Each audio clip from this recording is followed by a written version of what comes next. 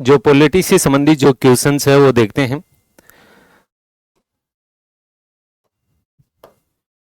दुनिया में लोकतंत्र के अंतर्गत दो प्रकार की व्यवस्था अधिक मात्रा में प्रचलित है, संसदीय प्रकार की व्यवस्था और अध्यक्षीय प्रकार की व्यवस्था। यह कथन निम्नलिखित में से किसने कहा था?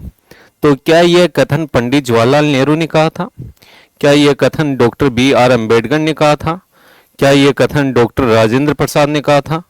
क्या यह कथन महात्मा गांधी ने कहा था?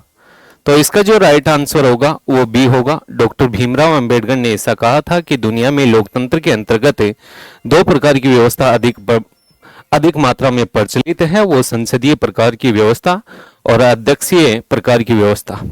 उसके बाद में नेक्स्ट अगला प्रश्न देखते हैं। ब्रिटेन की संसद के बारे में निम्नलिखित में से किस विचारक ने कहा था कि ब्रिटेन की संसद स्त्री को पुरुष और पुरुष को स्त्री बनाने के अलावा सब कुछ कर सकती है? हम्बोल्ट ने कहा था, या फिर रेटर ने कहा था, या फिर डिलोम्ब ने कहा था, या फिर जेम्स विलियम ने कहा था? तो इसका जो आंसर हो जाएगा वो सी हो जाएगा, डिलोम्ब है, डिलोम्ब। इन्होंने ये कहा था कि ब्रिटेन की संसद के बारे में कि ब्रिटेन की संसद स्त्री को पुरुष और पुरुष को स्त्री ही नहीं बना सकती, बाकी सब कुछ कर सकती है। उसके बाद में नेक्स्ट अगला प्रश्न देखते हैं। लोकसभा की सदस्य संख्या एवं सीटों के निर्धारण के लिए परिसीमन की व्यवस्था का प्रावधान किया गया है। अब तक ये कितनी बार परिसीमन किया गया है? तो 3 बार हुआ है, या 4 बार हुआ है, या 5 बार हुआ है, या 6 बार हुआ है? इसका जो राइट आंसर हो जाएगा वो 4 बार। कब कब? तो मेरे दोस्तों 1952 में, 1952 ही नहीं 1962 में, 1962 ही नहीं 1972 में और 2002 में।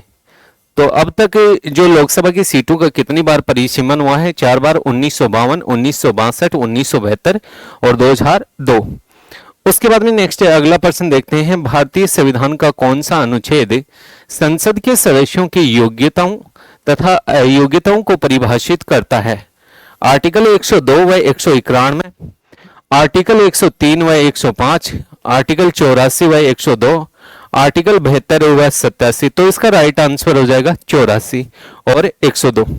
आपको स्वयं को पता है मेरे दोस्तों, आर्टिकल जो 84 है इसमें क्या लिखा हुआ है? आर्टिकल 84 में लिखा हुआ है कि लोकसभा और राज्यसभा, लोकसभा व राज्यसभा के जो सदस्य हैं, सदस्यों की क्या है? क्वालिफिकेशन है, योग्यता है, योग्यता। अब लोकसभा का सदस्य बनने के लिए आपको स्वयं को पता है कि वह भारत का नागरिक हो, आयु कम से कम 25 वर्ष, और राज्यसभा का सदस्य बनने के लिए आयु है वो कम से कम कितने वर्ष? 30 वर्ष। उसके बाद में नेक्स्ट आर्टिकल कौन सा आता है? 102। आर्टिकल 102 में क्या लिखा हुआ है मेरे दोस्तों? तो आर्टिकल 102 में लिखा हुआ है कि दल बदल से संबंधित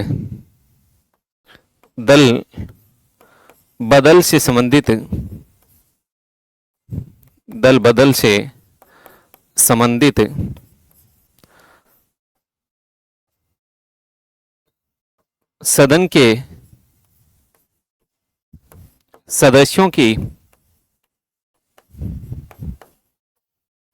सदस्यों की योग्यता व अयोग्यता का निर्धारण, योग्यता व अयोग्यता का निर्धारण, अयोग्यता का निर्धारण कौन करता है? अध्यक्ष व सभापति करता है। अध्यक्ष व सभापति करता है। यानी लोकसभा का सदस्य दल बदल कर रहा है तो लोकसभा अध्यक्ष निर्धारित करेगा, और राज्यसभा का सदस्य यदि दल बदल कर रहा है तो राज्यसभा का सभापति करता है। क्या? योग्यता व अयोग्यता का निर्धारण। एक आर्टिकल और आता है मेरे दोस्तों, आर्टिकल कौन सा आता है? 103। आर्टिकल कौन सा आता है? 103। ये क्या कहता है ये कहता है कि केंद्रीय निर्वाचन आयोग की सिफारिश पर, केंद्रीय निर्वाचन आयोग की सिफारिश पर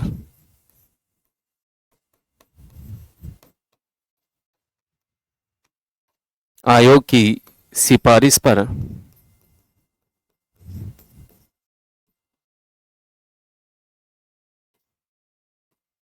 संसद के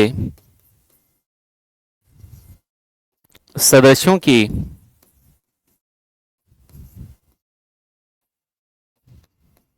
अयोग्यता का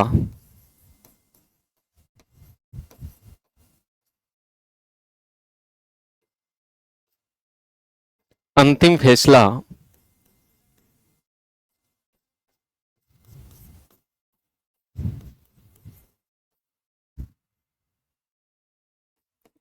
राष्ट्रपति अंतिम फैसला राष्ट्रपति करता है। आर्टिकल 102 में लिखा हुआ दल बदल से संबंधित सदस्यों की योग्यता व अयोग्यता का निर्धारण अध्यक्ष व सभापति करता है। आर्टिकल 103 ये कहता है कि केंद्रीय निर्वाचन आयोग की सिफारिश पर संसद के सदस्यों की अयोग्यता का अंतिम फैसला कौन देता है? राष्ट्रपति देता है। स्टेट गवर्नमेंट में बात करें मेरे दोस्तों, तो स्टेट गवर्नमेंट में एक आर्टिकल आता है 191 और एक आर्टिकल आता है 192।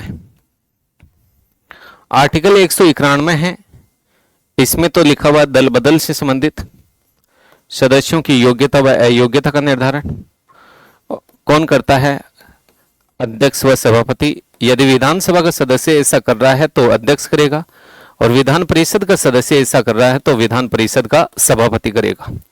इसमें लिखा हुआ है कि सेंट्रल इलेक्शन कमीशन यानी केंद्रीय निर्वाचन आयोग की सिफारिश पर कौन? राज्यपाल। केंद्रीय निर्वाचन आयोग की सिफारिश पर राज्यपाल। राज्यपाल।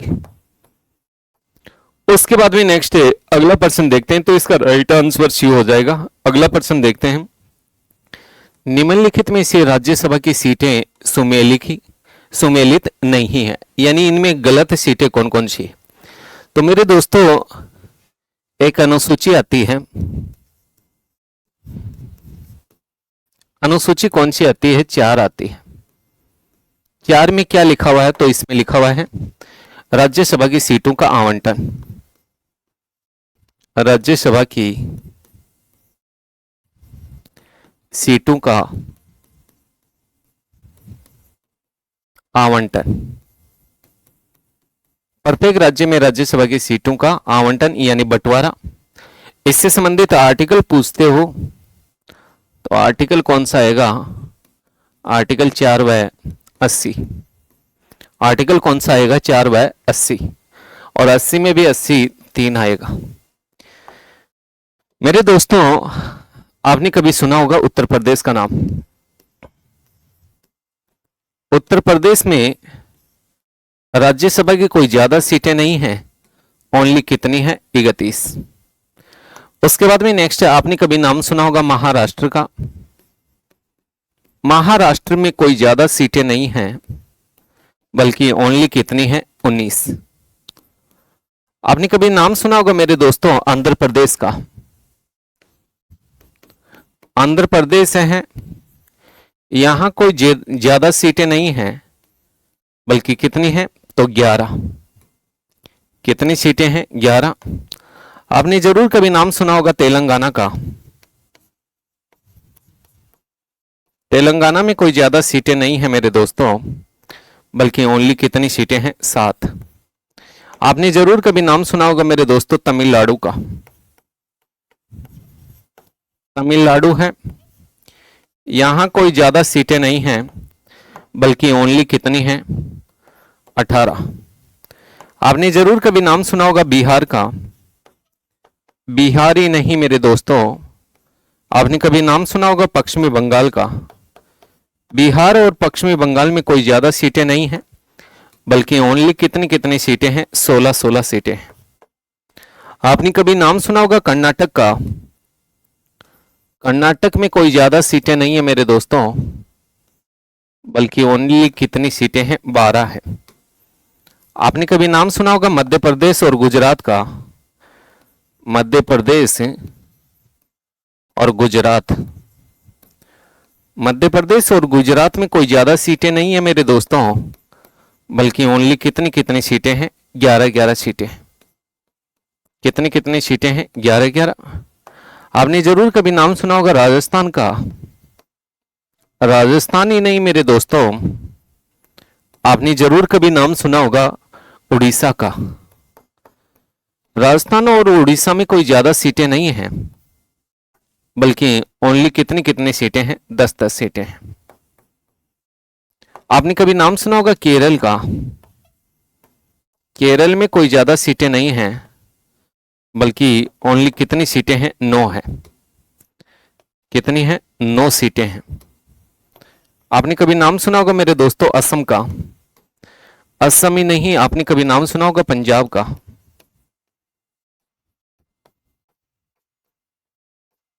असम और पंजाब में कोई ज्यादा सीटें नहीं हैं, बल्कि कितनी कितनी सीटें हैं, 7-7 सीटें हैं। आपने कभी नाम सुना होगा मेरे दोस्तों झारखंड का। झारखंड में कोई ज्यादा सीटें नहीं हैं, बल्कि कितनी हैं, 5 सीटें, 6 सीटें।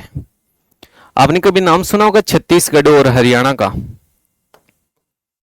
छत्तीसगढ़ और हरियाणा का।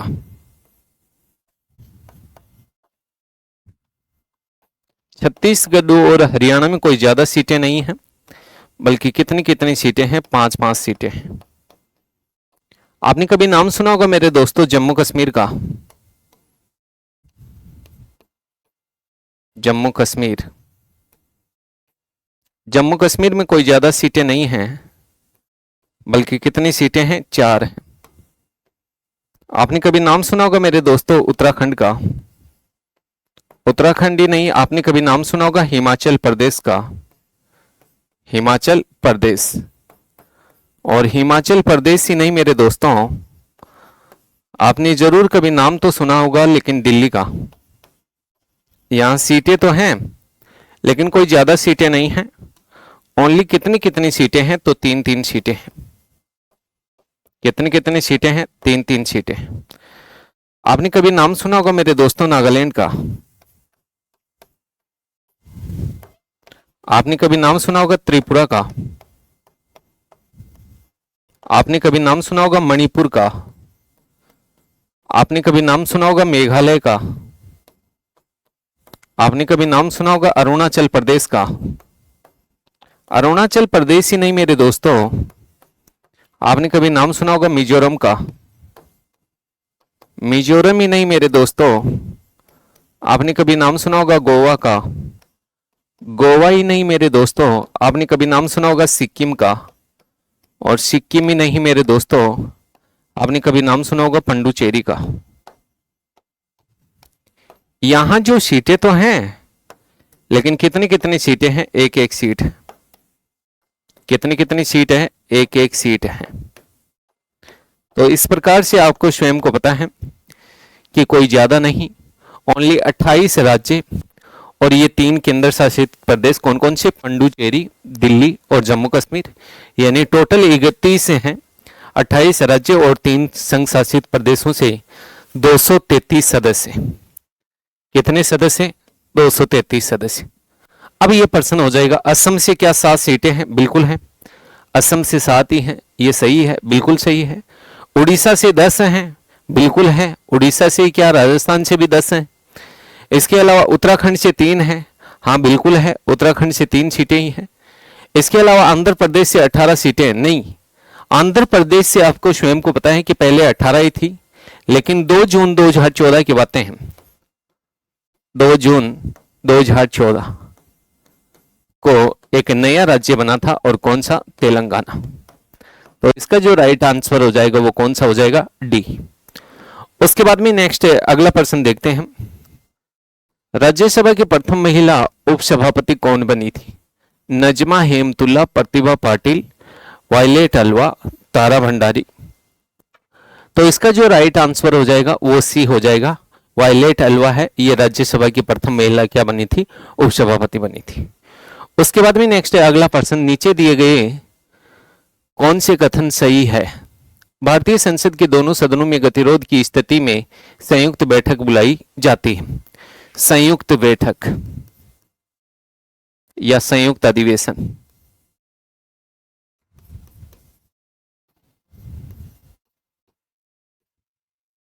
आर्टिकल कौन सा है। पहली बात तो ये स्रोत है, ये स्रोत किसकी देन है और इससे संबंधित आर्टिकल कौन सा है। ये स्रोत है मेरे दोस्तों, ये ऑस्ट्रेलिया की देन है। ये स्रोत कहां से लिया गया है, ऑस्ट्रेलिया से लिया गया है। और आर्टिकल कौन सा आता है, 108 आता है। संयुक्त अधिवेशन के नियम निर्माण की प्रक्रिया आर्टिकल 118 में है। कर्ता कौन है नियम निर्माण का कार्य, राष्ट्रपति, उपराष्ट्रपति, लोकसभा अध्यक्ष, लोकसभा अध्यक्ष। नेक्स्ट, संयुक्त बैठकें मात्र सामान्य विधेयकों पर बुलाई जाती हैं, जा सकती हैं। संयुक्त अधिवेशन की अध्यक्षता लोकसभा अध्यक्ष करता है। अध्यक्ष न हो तो मेरे दोस्तों उपाध्यक्ष, और उपाध्यक्ष भी न हो तो मेरे दोस्तों कौन करता है, उपसभापति, उपसभापति। संयुक्त अधिवेशन अब तक कितनी बार बुलाया गया है, 3 बार बुलाया गया है।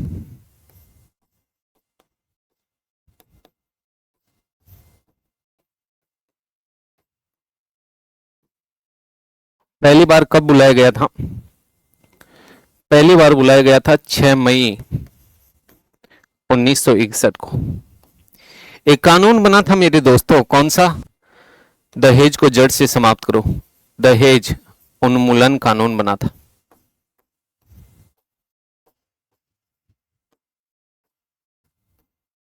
कानून, ये कानून बना था। उस समय प्रधानमंत्री कौन थे,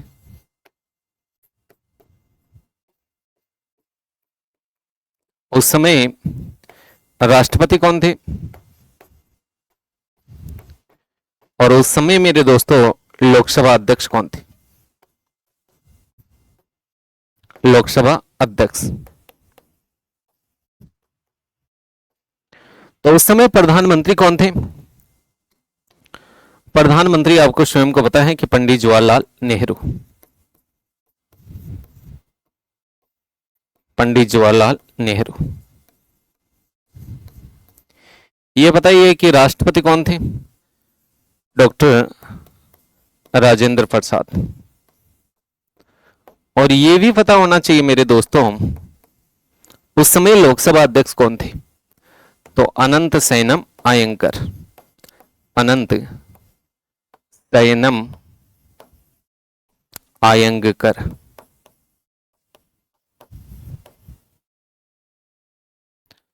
उसके बाद में नेक्स्ट, दूसरी बार कब बुलाया गया था, दूसरी बार मेरे दोस्तों आपको स्वयं को पता है 16 मई 1978 को। एक कानून बना था, कौन सा, बैंकिंग सेवाओं से संबंधित, बैंकिंग सेवाओं से संबंधित कानून बना था, सेवाओं से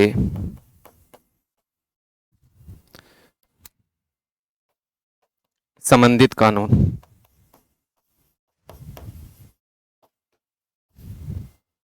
बैंकिंग सेवाओं से संबंधित कानून बना था। अब 1978 में प्रधानमंत्री तो कौन थे, प्रधानमंत्री। उस समय राष्ट्रपति कौन थे और लोकसभा अध्यक्ष कौन थे, लोकसभा अध्यक्ष। पता ही है आपको 1978 में जो प्रधानमंत्री थे वो मोरारजी देसाई थे। कौन थे, मोरारजी देसाई। ये भी आपको पता ही है कि उस समय राष्ट्रपति कौन थे, तो नीलम संजीव रेड्डी।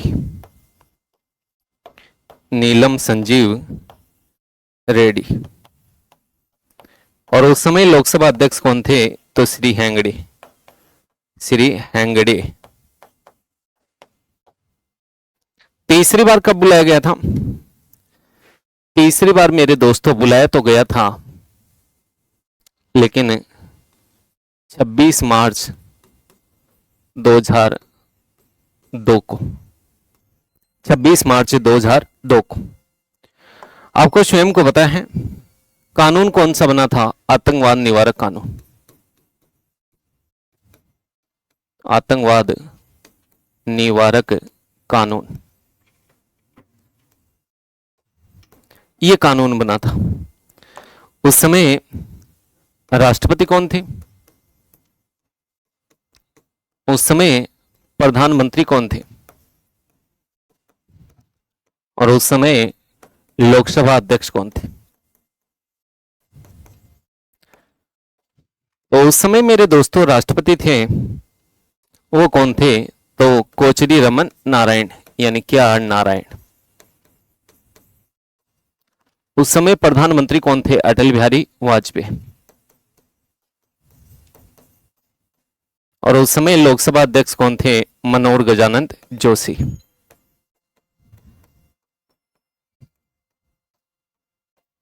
जोशी।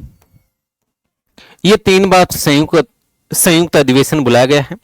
तो इसका राइट आंसर हो जाएगा, 1 भी सही है, 2 भी सही है, 3 भी सही है और 4 भी सही है। 1 नंबर इसका राइट आंसर हो जाएगा।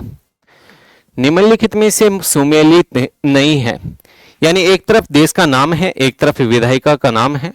नॉर्वे में बोलते हैं स्टोटिंग, चीन में बोलते हैं नेशनल पीपुल्स कांग्रेस, नेपाल में बोलते हैं क्या जातीय संसद, रूस में क्या डयूमा या संघीय परिषद बोलते हैं। इसके अलावा कुछ नाम और हैं, जैसे ऑस्ट्रेलिया है, ऑस्ट्रेलिया में क्या बोलते हैं,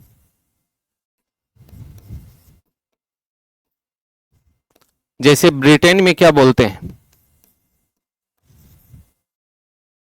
जैसे जापान में क्या बोलते हैं, जैसे जर्मनी में क्या बोलते हैं, पाकिस्तान में क्या बोलते हैं, अफगानिस्तान में क्या बोलते हैं, बांग्लादेश में क्या बोलते हैं।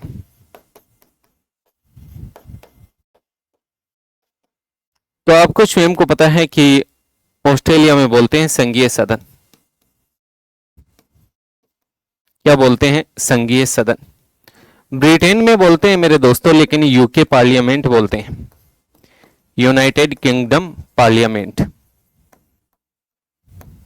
जापान में इसको क्या बोलते हैं, डाइट बोलते हैं, डाइट। जर्मनी में क्या बोलते हैं, वुड स्टेंग बोलते हैं, वुड स्टेंग। पाकिस्तान में क्या बोलते हैं, उर्दू में बोलते हैं मजलिस ए सूरा, मजलिस ए सूरा। अफगानिस्तान में क्या बोलते हैं, सोरा बोलते हैं। बांग्लादेश में क्या बोलते हैं, जातीय संसद बोलते हैं, क्या बोलते हैं, जातीय संसद।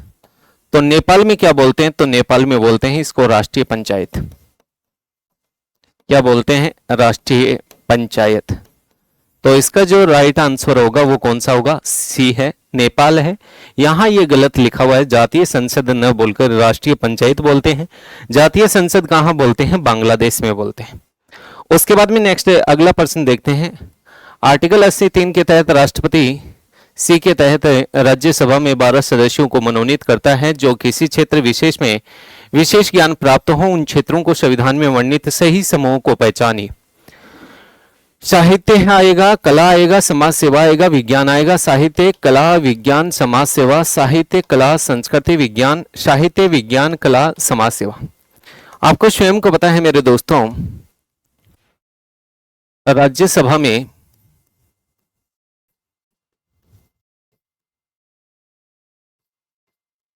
मनोनीत होने वाली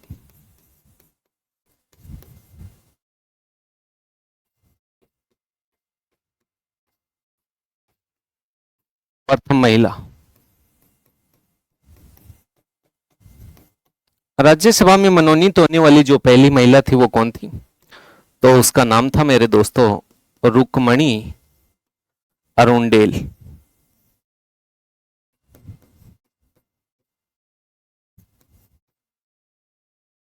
नेक्स्ट, राज्यसभा में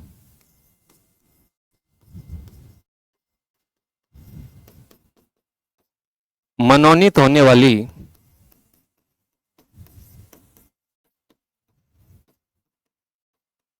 प्रथम अभिनेत्री कौन थी? प्रथम अभिनेत्री, तो प्रथम अभिनेत्री थी मेरे दोस्तों शकुंतला पराजय।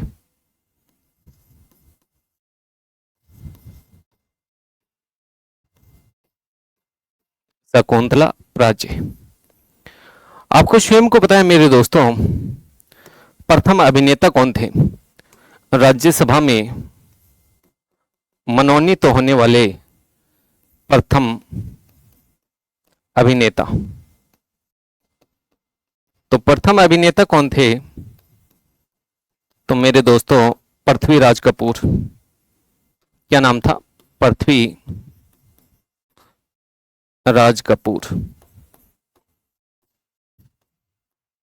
आपको स्वयं को पता है राज्यसभा में मनोनीत होने वाले प्रथम हिंदी साहित्यकार कौन थे?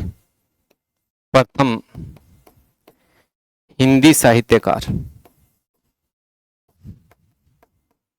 तो प्रथम हिंदी साहित्यकार कौन थे? तो मेरे दोस्तों रामधारी सिंह दिनकर। कौन थे? रामधारी सिंह दिनकर।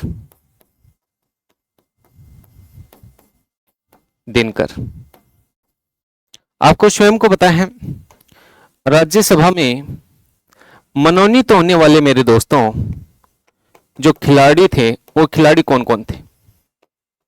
राज्यसभा में मनोनीत होने वाले खिलाड़ी, तो खिलाड़ियों में जो नाम आता है मेरे दोस्तों वो सचिन तेंदुलकर का नाम आता है। सचिन तेंदुलकर। नवजोत सिंह सिद्धू का नाम आता है। नवजोत सिंह सिद्धू। नवजोत सिंह सिद्धू। मेरी कॉम का नाम आता है मेरे दोस्तों मेरी कॉम। और मेरी कॉम ही नहीं मेरे दोस्तों पीटी उषा का नाम आता है। पीटी उषा। तो ये राज्यसभा में मनोनीत होने वाले खिलाड़ी थे। राजस्थान से एकमात्र सदस्य जो राज्यसभा में मनोनीत हुआ था, राजस्थान से एकमात्र सदस्य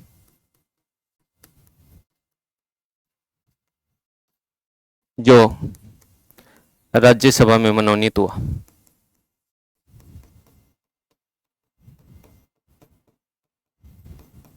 मनोनीत, क्या नाम था? लक्ष्मी नारायण माणकलाव। लक्ष्मी नारायण माणकलाव। आपको स्वयं को पता है कि राज्यसभा में राजस्थान से पहली महिला सांसद कौन थी? राजस्थान से प्रथम महिला सांसद, मैं राजस्थान की बात कर रहा हूं मेरे दोस्तों। राजस्थान से राज्यसभा में पहली महिला जो सांसद थी उनका क्या नाम था? शारदा भार्गव। शारदा भार्गव।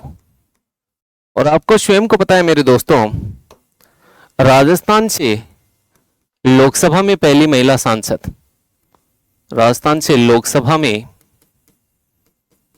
प्रथम महिला सांसद, प्रथम महिला सांसद कौन थी? तो आपको स्वयं को पता है गायत्री देवी। गायत्री देवी। और पहली महिला जो विधायक थी मेरे दोस्तों वो विधायक कौन थी राजस्थान से? तो विधायक थी मेरे दोस्तों यशोदा देवी। कौन सी देवी थी? यशोदा देवी। और राजस्थान से पहली महिला मंत्री कौन थी? कमला बेनीवाल। और जबकि देश से जो पहली महिला मंत्री कौन बनी थी? राजकुमारी अमृता कौर। तो इसका जो राइट आंसर हो जाएगा वो डी हो जाएगा। साहित्य पहले आएगा, उसके बाद में विज्ञान आएगा, उसके बाद में कला आएगा, उसके बाद में समाज सेवा आएगा। अगला प्रश्न देखते हैं मेरे दोस्तों। निम्नलिखित में से एक कथन है वो त्रुटिपूर्ण है, गलत है। गलत कथन कौन सा है ये बताना है। राज्यसभा अपनी कुल सदस्य संख्या के 2/3 सदस्यों के संकल्प से राज्य सूची के किसी भी विषय को राष्ट्रीय महत्व घोषित कर सकती है, ये बात सही है। राज्य सूची के किसी भी विषय पर संसद कानून बना सकती है, ये बात सही है। संसद को राज्य क्षेत्रातीत विधान बनाने की शक्ति प्राप्त है, ये बात सही है। या राज्य को विधानमंडल के संपूर्ण राज्य या उसके किसी भी भाग के लिए विधि बना सकता है, ये बात सही है। ये बात भी सही है, ये बात भी सही है, ये बात भी सही है, ये बात गलत है। तो इसका राइट आंसर होगा वो क्या होगा, ए होगा। यहां कुल सदस्य संख्या न होकर मेरे दोस्तों क्या होगा, तत्कालीन सदस्य, तात्कालीन बोल सकते हो, तात्कालीन सदस्य के 2/3 बहुमत से संकल्प न आके वह प्रस्ताव पारित होने के बाद राज्य सूची के किसी भी विषय पर संसद भी कानून बना सकते, ऐसा लिखा हुआ है। तो कुल सदस्य संख्या न आके यहाँ क्या आएगा, तात्कालीन सदस्य संख्या। तो इसका राइट आंसर हो जाएगा वो ए हो जाएगा। सुमेलित कीजिए भारतीय संविधान में प्रावधान आर्टिकल, लेखा अनुदान आर्टिकल कौन सा आएगा, 116 बिल्कुल सही है। विशेषाधिकार आर्टिकल कौन सा है, 105 है। सांसद और विधायकों के वार्षिक वित्तीय विवरण आर्टिकल 112 में है। धन विधेयक की परिभाषा आर्टिकल 110 में है। धन विधेयक को परिभाषित करने का कार्य कौन करता है, लोकसभा अध्यक्ष करता है, लोकसभा अध्यक्ष। आर्टिकल मेरे दोस्तों कौन सा आता है, 109 आता है। 109 में क्या लिखा हुआ है कि धन विधेयक राष्ट्रपति की स्वीकृति के बाद, राष्ट्रपति की स्वीकृति के बाद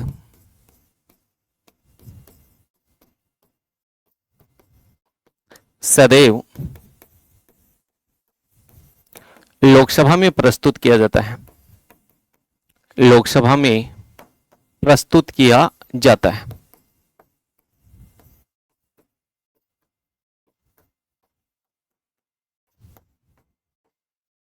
तो इसका जो राइट आंसर होगा वो ए, 1 2 3 4 ए इसका राइट आंसर हो जाएगा। अगला प्रश्न देखते हैं। लोकसभा में अनुसूचित जनजाति और अनुसूचित जाति के लिए कितनी सीटें आरक्षित हैं 26 जनवरी 2019 के अनुसार? 47, 84, 84, 47, 89, 42, 42, 89। तो इसका जो राइट आंसर हो जाएगा वो ए हो जाएगा। आपको स्वयं को पता है कि लोकसभा के बीच कौन से क्षेत्र हैं जहां एससी की सीटें हैं और एसटी की नहीं। ऐसे कौन से क्षेत्र हैं जहां एसटी है, शेड्यूल ट्राइब हैं, उनको तो आरक्षण प्राप्त है लेकिन एससी की नहीं। और ऐसे कौन से क्षेत्र हैं जहां एससी और एसटी दोनों को ही आरक्षण प्राप्त नहीं है। तो ये चर्चा है, ये बाद में करेंगे। पहले इसका आंसर 47 और 84 होगा। आपको स्वयं को पता है कि एससी की जो सर्वाधिक सीटें हैं वो सर्वाधिक सीटें कहाँ हैं, और एसटी की सर्वाधिक सीटें हैं वो एसटी की सर्वाधिक सीटें कहाँ हैं।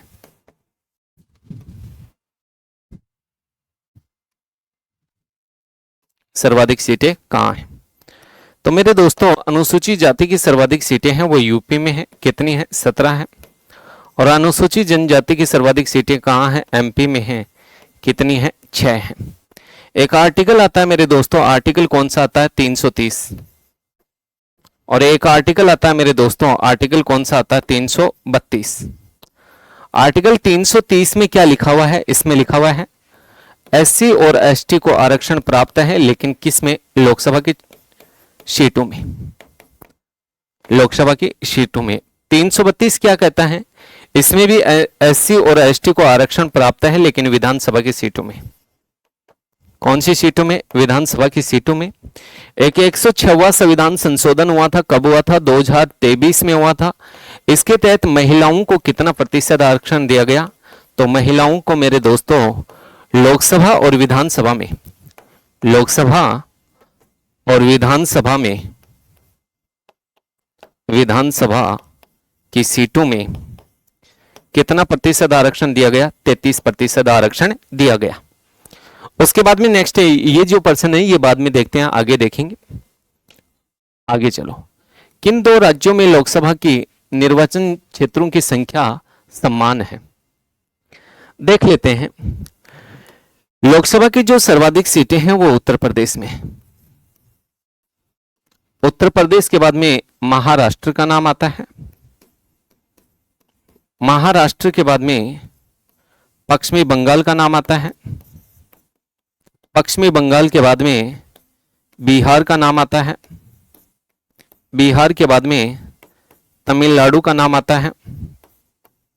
तमिलनाडु के बाद में आपको स्वयं को पता है मध्य प्रदेश का नाम आता है। मध्य प्रदेश के बाद में आंध्र प्रदेश का नाम आता है। आंध्र प्रदेश के बाद में राजस्थान का नाम आता है। राजस्थान के बाद में उड़ीसा का नाम आता है। उड़ीसा के बाद में केरल का नाम आता है। केरल के बाद में तेलंगाना का नाम आता है। तेलंगाना के बाद में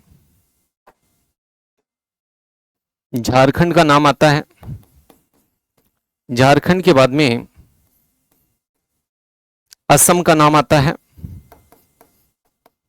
असम के बाद में पंजाब का नाम आता है।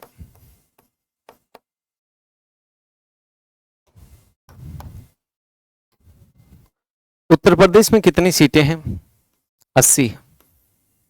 कितनी सीटें हैं? 80 हैं। महाराष्ट्र में कितनी हैं? 48 हैं। पश्चिमी बंगाल में कितनी हैं? 42 है। बिहार में कितनी हैं? 40 हैं। तमिलनाडु में कितनी हैं? 39 हैं। मध्य प्रदेश में कितनी हैं? 29 हैं। आंध्र प्रदेश में कितनी हैं? आंध्र प्रदेश में गुजरात रह गया भाई। कौन सा रह गया? गुजरात।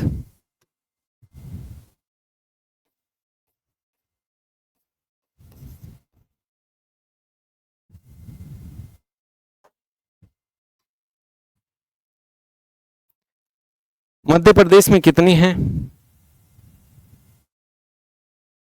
कर्नाटक भी रह गया। कर्नाटक। मध्य प्रदेश में 29 है। कर्नाटक में कितनी हैं?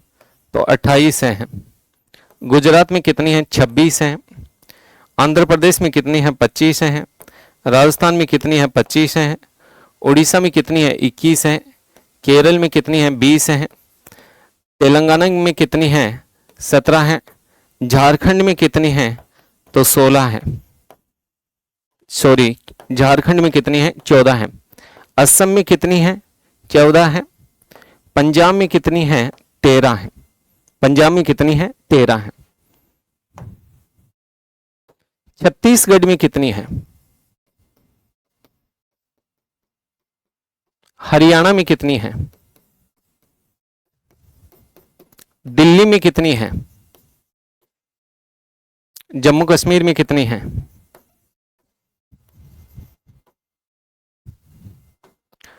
छत्तीसगढ़ में कितनी हैं? 11 हैं। हरियाणा में कितनी हैं? 10 हैं। दिल्ली में कितनी हैं? 7 हैं। दिल्ली में कितनी हैं? 7। जम्मू कश्मीर में कितनी सीटें हैं भाई? जम्मू कश्मीर में 5 है। उसके बाद में नेक्स्ट है उत्तराखंड में। उत्तराखंड में भी 5 है। उत्तराखंड में भी कितनी है? 5 है। उसके बाद में हिमाचल प्रदेश में कितनी है? हिमाचल प्रदेश में 4 है। हिमाचल प्रदेश में कितनी है? 4 है। उसके बाद में नेक्स्ट है, आपको स्वयं को पता है मेरे दोस्तों, त्रिपुरा का नाम सुना होगा। त्रिपुरा ही नहीं, अरुणाचल प्रदेश का नाम सुना होगा। अरुणाचल प्रदेश ही नहीं,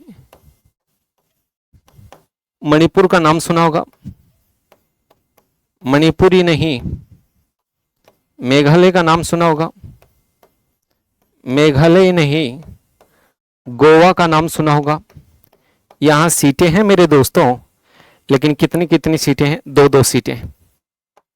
कितनी कितनी सीटें हैं? 2-2 सीटें हैं। आपने कभी नाम सुना होगा मेरे दोस्तों मीनाक्षी का। मीनाक्षी का मतलब मिजोरम, मिजोरम ही नहीं नागालैंड, और नागालैंड ही नहीं सिक्किम। यहां कितनी कितनी सीटें हैं? तो यहां सीटें हैं मेरे दोस्तों, लेकिन एक एक सीट है। कितनी कितनी सीट है? एक एक सीट है। एक अंडमान निकोबार द्वीप समूह है में भी एक सीट है, लक्षद्वीप में भी एक सीट है, चंडीगढ़ में भी एक सीट है, पंडुचेरी में भी एक सीट है। यानी जितने भी केंद्र शासित प्रदेश हैं वहां एक एक सीटें हैं। केवल दादरा नागर हवेली और दमन दीव, उन दोनों को एक करने के बाद में उनमें 2 सीटें हैं। लद्दाख में भी एक सीट है। ठीक है, तो इस प्रकार से ये सीटें हैं। तो यहाँ राजस्थान और आंध्र प्रदेश में सम्मान आ रही है। इसके अलावा और कहाँ आ रही है भाई?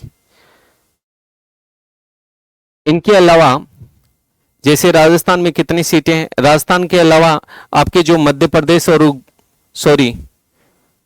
मध्य प्रदेश और गुजरात नहीं भाई, केवल टू केवल आंध्र प्रदेश और राजस्थान में कितनी कितनी सीटें हैं? 25-25 हैं। इसके अलावा जम्मू कश्मीर और उत्तराखंड में कितनी कितनी सीटें हैं?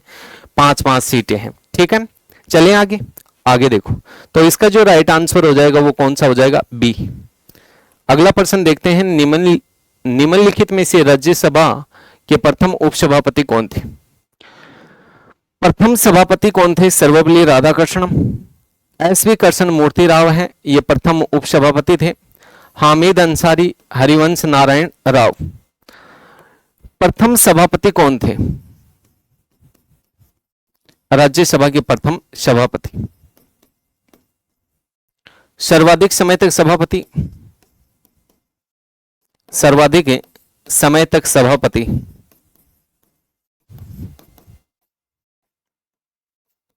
न्यूनतम समय तक सभापति, समय तक सभापति, सर्वाधिक समय तक उपसभापति, सर्वाधिक समय तक उपसभापति, न्यूनतम समय तक उपसभापति, न्यूनतम समय तक उपसभापति। वर्तमान में नेता, वर्तमान में राज्यसभा का नेता, वर्तमान में विपक्ष का नेता, वर्तमान में विपक्ष का नेता, वर्तमान में सभापति, वर्तमान में सभापति, वर्तमान में उपसभापति, वर्तमान में उपसभापति, वर्तमान में महासचिव, वर्तमान में महासचिव। मेरे दोस्तों, प्रथम सभापति कौन थे? तो सर्वपल्ली राधाकृष्णन, राधाकृष्णन। नेक्स्ट, सर्वाधिक समय तक सभापति कौन रहे? 2 रहे। एक का नाम सर्वपल्ली राधाकृष्णन है और एक का क्या नाम है? हामिद अंसारी। हामिद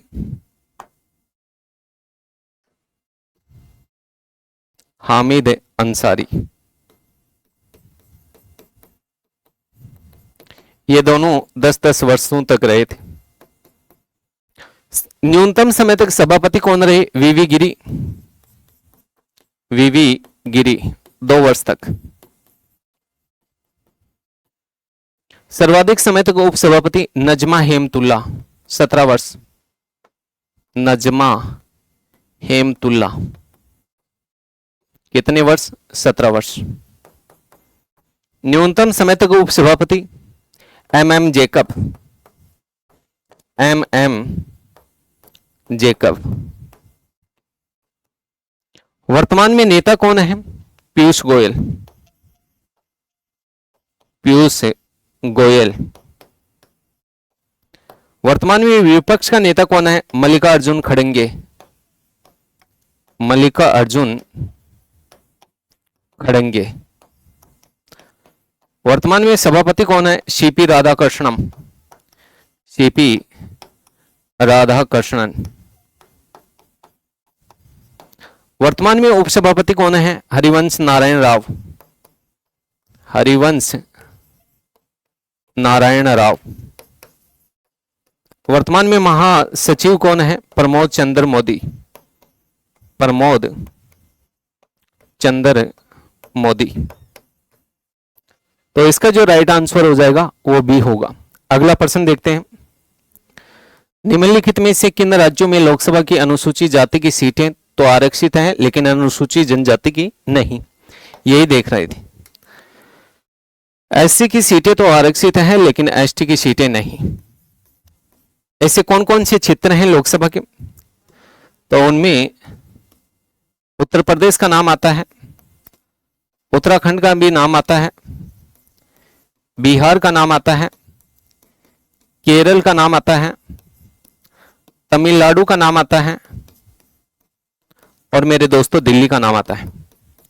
यहां अनुसूचित जाति की सीटें तो हैं लोकसभा की लेकिन अनुसूचित जनजाति की सीटें नहीं।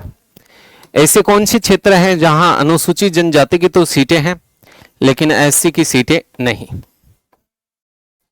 तो ऐसे कौन से क्षेत्र हैं? तो उनमें जो नाम आता है वो मेघालय का नाम आता है, लक्षद्वीप का नाम आता है, मणिपुर का नाम आता है, दादरा नागर हवेली का नाम आता है,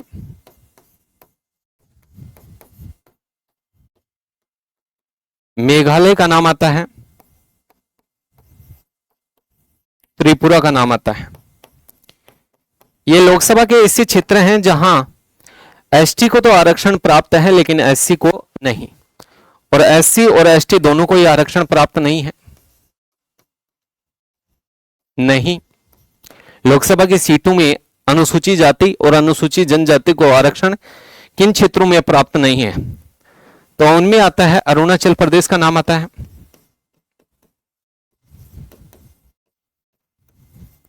नागालैंड का नाम आता है, इसके अलावा नेक्स्ट सिक्किम का नाम आता है, जम्मू कश्मीर का नाम आता है, लद्दाख का नाम आता है, चंडीगढ़ का नाम आता है, गोवा का नाम आता है, पुडुचेरी का नाम आता है, अंडमान निकोबार द्वीप समूह का नाम आता है,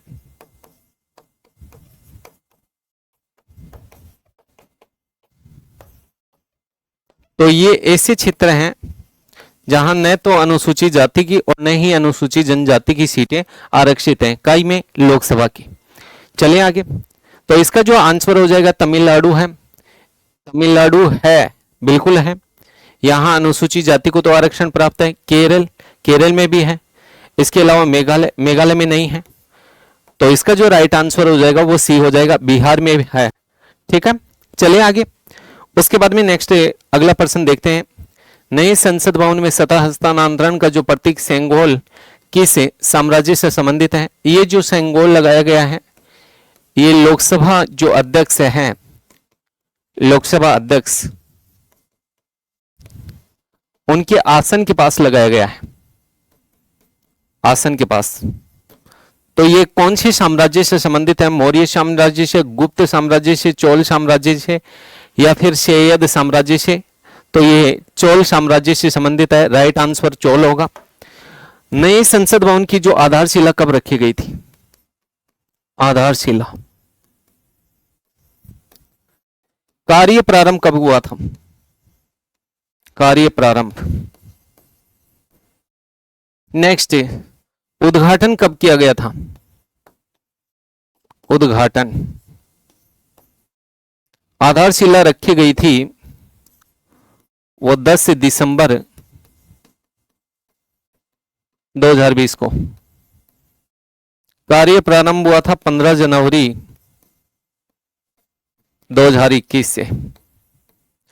उद्घाटन हुआ था वो 28 मई 2023 को। किसने किया था? नरेंद्र मोदी ने।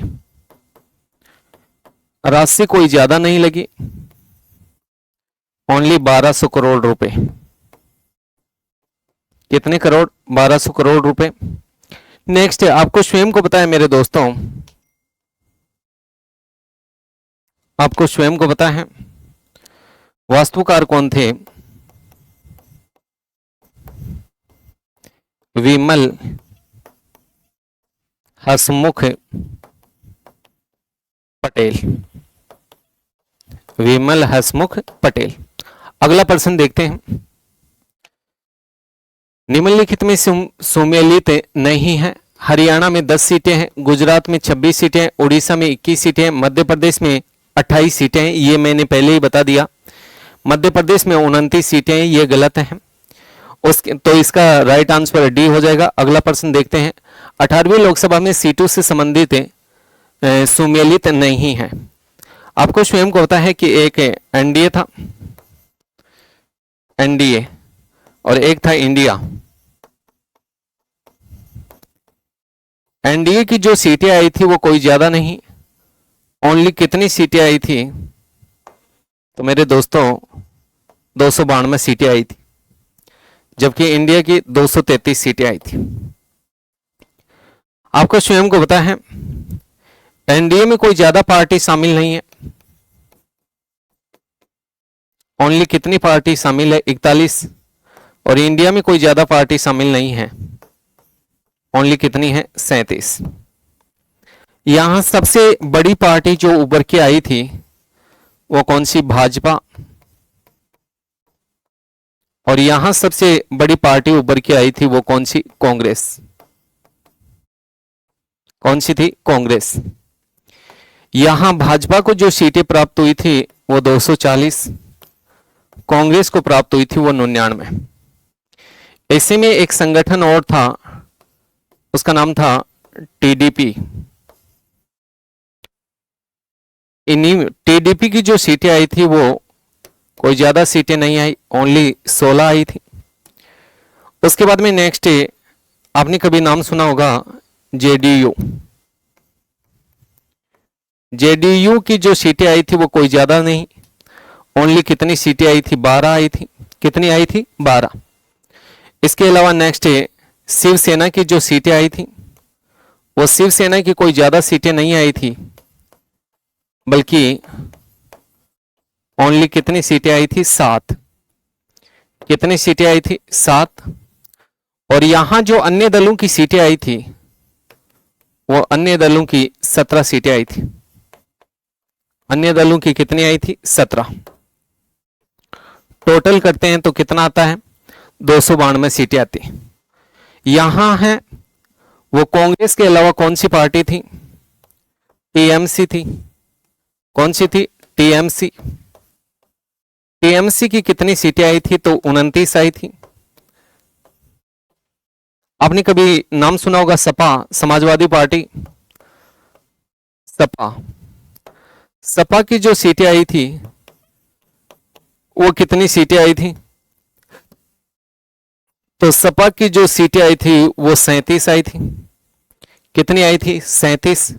आपने कभी नाम सुना होगा डीएमके, द्रविड़ मुन्नेत्र कड़ागम। डीएमके कितनी सीटें आई थी? 22 आई थी। और अन्य दलों की कितनी सीटें आई थी? तो अन्य दलों की मेरे दोस्तों 46 सीटें आई थी। कितनी आई थी? 46। इनका टोटल करते हैं तो कितना आते हैं? 233। अब इनमें देख लो, भाजपा की 240, ये बात सही है, बिल्कुल सही है। कांग्रेस की 99, ये बात सही है, बिल्कुल सही है। टीएमसी 29, 28 सीटें, ये बात गलत है। टीडीपी 16 सीटें, ये बात सही है, बिल्कुल सही है। तो इसका जो राइट आंसर हो जाएगा वो कौन सा हो जाएगा? सी। अगला प्रश्न देखते हैं। नई संसद भवन में लोकसभा की आंतरिक सजा विषय वस्तु पर आधारित है। मोर, बरगद, कमल, गुलाब। ये राज्यसभा की आंतरिक जो सजा के विषय वस्तु पर आधारित है। तो इसका जो राइट आंसर हो जाएगा मोर। और इन दोनों के बीच में क्या है? ये लोकसभा हो गया। और इन दोनों के मध्य क्या है? तो बरगद का वृक्ष है। ठीक है, तो इसका जो राइट आंसर हो जाएगा वो ए हो जाएगा। अगला प्रश्न देखते हैं। भारत में संसद का निर्माण होता है राष्ट्रपति, प्रधानमंत्री, उपराष्ट्रपति, राज्यसभा और लोकसभा से मिलकर। तो ये सही है, राष्ट्रपति है। राज्यसभा और लोकसभा ये दोनों गलत हैं। तो 1 और 4, तो इसका जो राइट आंसर हो जाएगा वो कौन सा हो जाएगा? 1 और 4 हो जाएगा। पॉलिटी से संबंधित जो जितने भी क्वेश्चंस हैं वो हमने देख लिए हैं, तो बाकी चर्चा करेंगे वो नेक्स्ट क्लास में।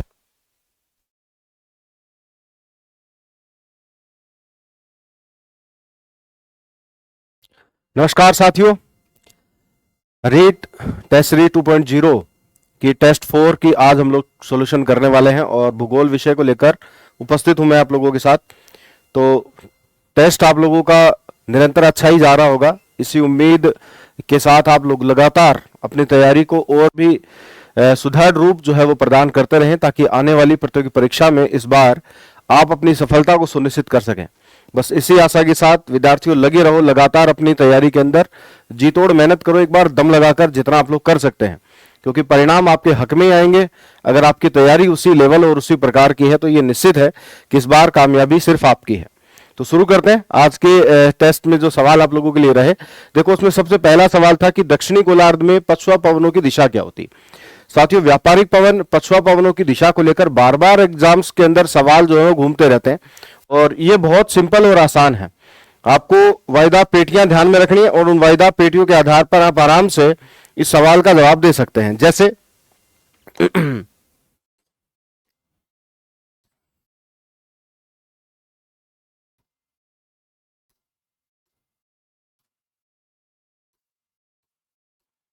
वायदा की टोटल कितनी पेटियां होती हैं?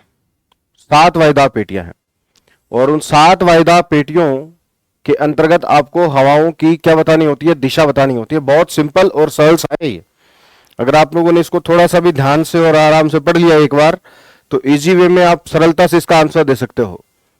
देखो, भूमध्य रेखा से 10 डिग्री उत्तर और 10 डिग्री दक्षिण के मध्य है जो वायदा पेटी होती है, उसे हम लोग विषुवत रेखीय निम्न वायदा पेटी के नाम से जानते हैं।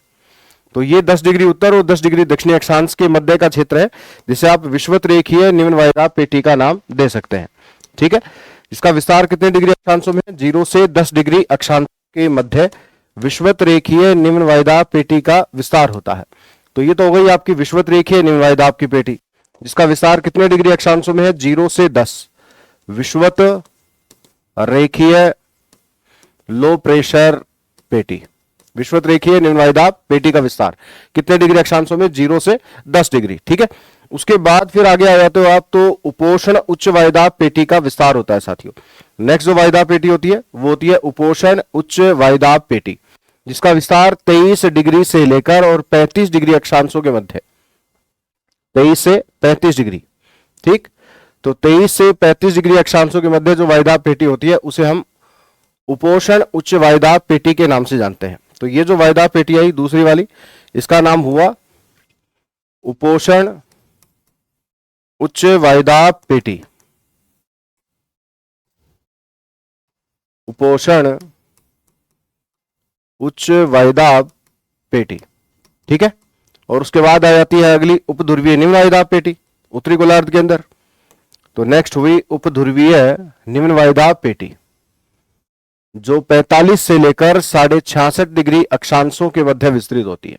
इसे क्या नाम देते हैं? इसे कहेंगे आप उपोषण उपध्रुवीय निम्न दाब पेटी। ठीक है बेटा, और अंतिम जो वायदाब की पेटी होती है उसे आप कहते हो ध्रुवीय उच्च वायदाब पेटी, जो 80 से 90 डिग्री अक्षांशों के मध्य विस्तृत होती है, और इसे हम नाम देते हैं क्या? ध्रुवीय उच्च वायदाब पेटी। ठीक है, अक्षांश ध्यान में रखना है कि कौन से अक्षांशों के मध्य किस वायदाब पेटी का विस्तार होता है। तो देखो, ये तो 0 डिग्री से लेकर 10 डिग्री उत्तरी अक्षांश और 10 डिग्री दक्षिणी अक्षांश के मध्य विषुवत रेखीय निम्न वायदाब पेटी है। फिर आप कहेंगे 23.5 डिग्री से लेकर और 35 डिग्री के मध्य जो है आपके उपोषण उच्च वायदाब पेटी का विस्तार होता है दोनों गोलार्धों में।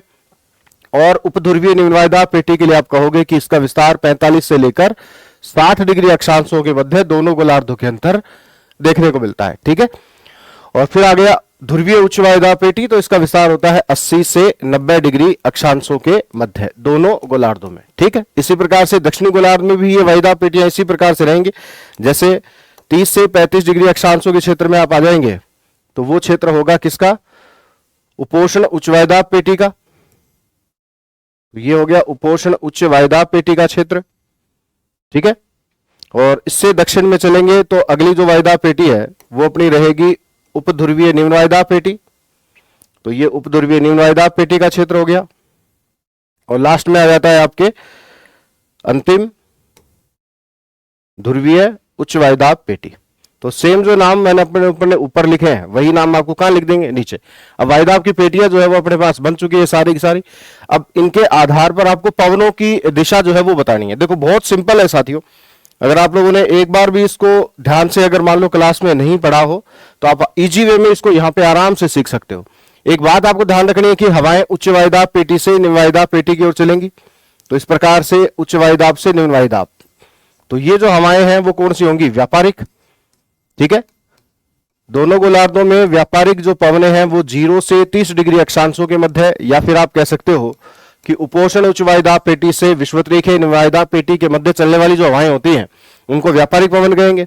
और इसी प्रकार से उपोष्ण उच्च वायुदाब पेटी से उपध्रुवीय निम्न वायुदाब पेटी की ओर चलने वाली जो हवाएं होती हैं उनको साथियों क्या कहा जाता है, पछुआ पवन कहा जाता है। ठीक है, वेस्टर्लीज या पछुआ पवन हम इनको कहते हैं। अब ध्रुवीय उच्च वायुदाब पेटी से उपध्रुवीय निम्न वायुदाब पेटी की ओर जो हवाएं आ रही हैं उनको हम कहेंगे ध्रुवीय पवन, पोलर विंड्स कहेंगे। ठीक है, ध्रुवीय पवन कहेंगे। यहां तक की बात क्लियर हुई। अब आपको हवाओं की दिशा केवल ध्यान से बता देनी है। यहां कौन सी वायुदाब पेटी है, उपोष्ण उच्च वायुदाब पेटी, और ये हो गई आपके उपध्रुवीय निम्न वायुदाब पेटी, और ये हो गई आपकी ध्रुवीय उच्च वायुदाब पेटी। ठीक है, अब हवाओं की दिशा आपको ध्यान रखनी है। हवाएं हमेशा उच्च वायुदाब से निम्न वायुदाब की ओर चलती। तो देखो अपना जो सवाल है उसमें दक्षिणी गोलार्ध में पछुआ पवनों की दिशा जो है वो पूछी गई है। बहुत सिंपल और सरल सा है, ध्यान समझना। देखो दक्षिणी गोलार्ध में ये पछुआ पवनें चल रही हैं यहां पर हाई प्रेशर से लो प्रेशर की ओर, इस प्रकार से आ रही है। ठीक है, अब फैरेल का जो नियम है साथियों वो ये कहता है कि दक्षिणी गोलार्ध में हवाएं अपनी दिशा के बाईं ओर और उत्तरी गोलार्ध में हवाएं अपनी दिशा के दाईं ओर मुड़ती है। बस आपको एक चीज ये ध्यान में रखनी है कि पृथ्वी के 2 गोलार्ध हैं, एक उत्तरी गोलार्ध और एक दक्षिणी गोलार्ध। उत्तरी गोलार्ध में हवाएं अपनी दिशा के किस ओर मुड़ती है, राइट हैंड साइड में, और दक्षिणी गोलार्ध में हवाएं अपनी दिशा के किस ओर मुड़ती है, लेफ्ट हैंड साइड में मुड़ती हैं, बाईं ओर। ठीक है, तो ये थोड़ा सा आप ध्यान रखोगे, उस आधार पर आप आराम से इसका आंसर कर सकते हो। अब देखो ये जो तीर की दिशा है, जैसे मैं खड़ा हूं तो मेरे समान ये तीर है। ठीक, और आप लोग इस डायग्राम को देख रहे हो तो आपकी दिशा, जैसे मैं बोर्ड के सामने मुंह करके खड़ा हूं, ये आपकी दिशा है। ठीक है साथियों, इसी आधार पर आपको ध्यान रखना है।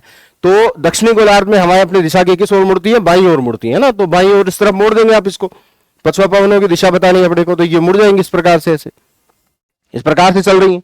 तो ये कौन सी हवाएं हैं दक्षिणी गोलार्ध में, यहाँ पे व्यापारिक पवनों के नीचे कौन सी पवनें चल रही हैं, पछुआ।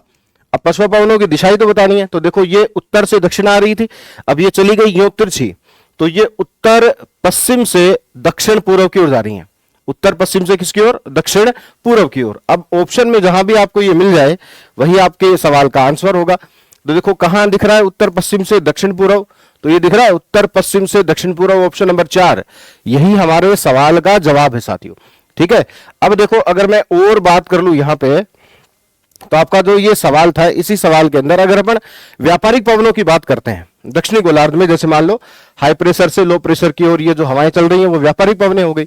अब व्यापारिक पवनें भी अपनी दिशा के किस ओर मुड़ेंगी, बाईं ओर। दक्षिणी गोलार्ध के अंदर बाईं ओर मुड़ेंगी। तो बाईं ओर मुड़ने पर इन हवाओं की जो दिशा हो जाएगी साथियों इस प्रकार से होगी।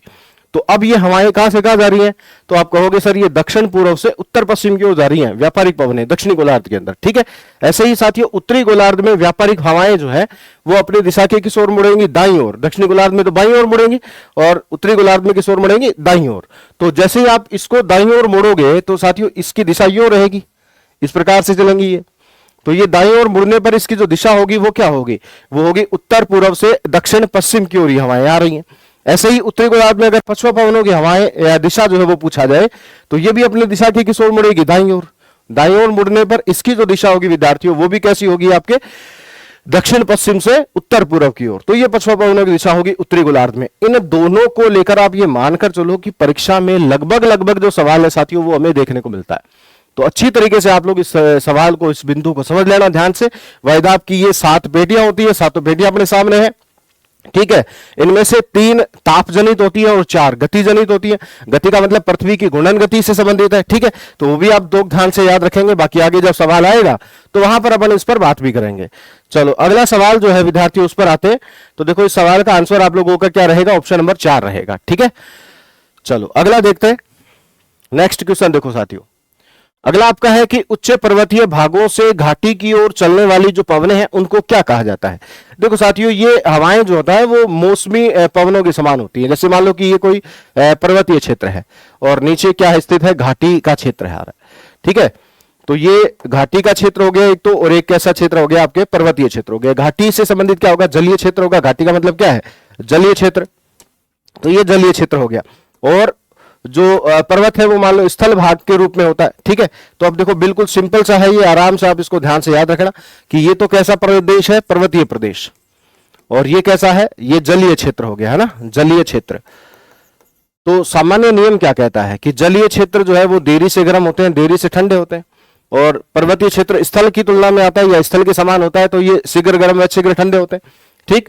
तो यहां क्या कह रहा है सवाल कि उच्च पर्वतीय भागों से, ठीक है, उच्च पर्वतीय भागों से घाटी की ओर चलने वाली जो पवनें होती हैं साथियों, इन हवाओं को क्या कहते हैं। इन हवाओं को आप देखो क्या कह सकते हो, एक तो आप इसको पर्वत समीर कह सकते हो, पर्वत समीर, और क्या कह सकते हैं, इसे कैटाबैटिक पवन भी कह सकते हैं, कैटाबैटिक पवनें, ठीक है, कैटाबैटिक पवन भी आप इसको कह सकते हो। इसे आप अवरोही पवन भी कह सकते हो, अवरोही पवन, ठीक है।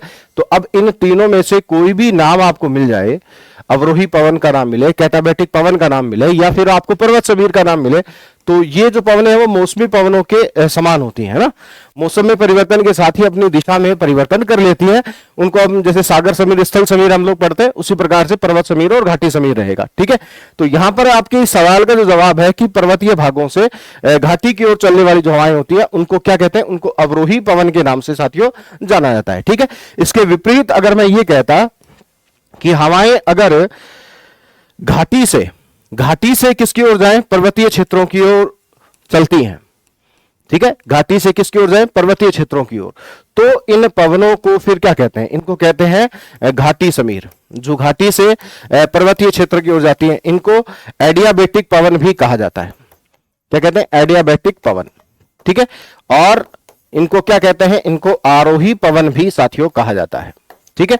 तो इस प्रकार से आप ध्यान से याद रखेंगे कि कौन सी आरोही है और कौन सी अवरोही होती है।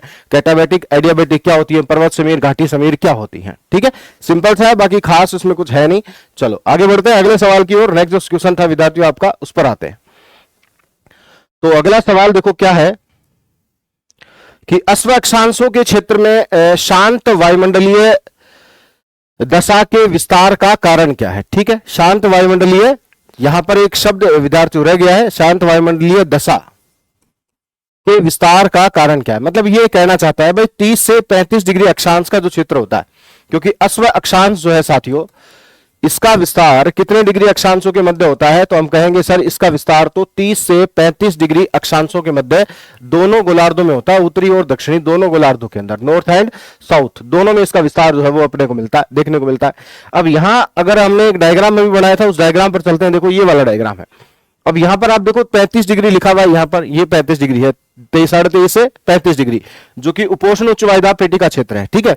अब इसके अंदर हम एक 30 डिग्री की रेखा ले रहे हैं, कितने डिग्री की, 30 डिग्री की रेखा ले रहे हैं, और 30 से 35 के बीच में फिर आप कह सकते हो कि सर यहां पे क्या होगा, अश्व अक्षांश का विस्तार आ जाएगा, ठीक है।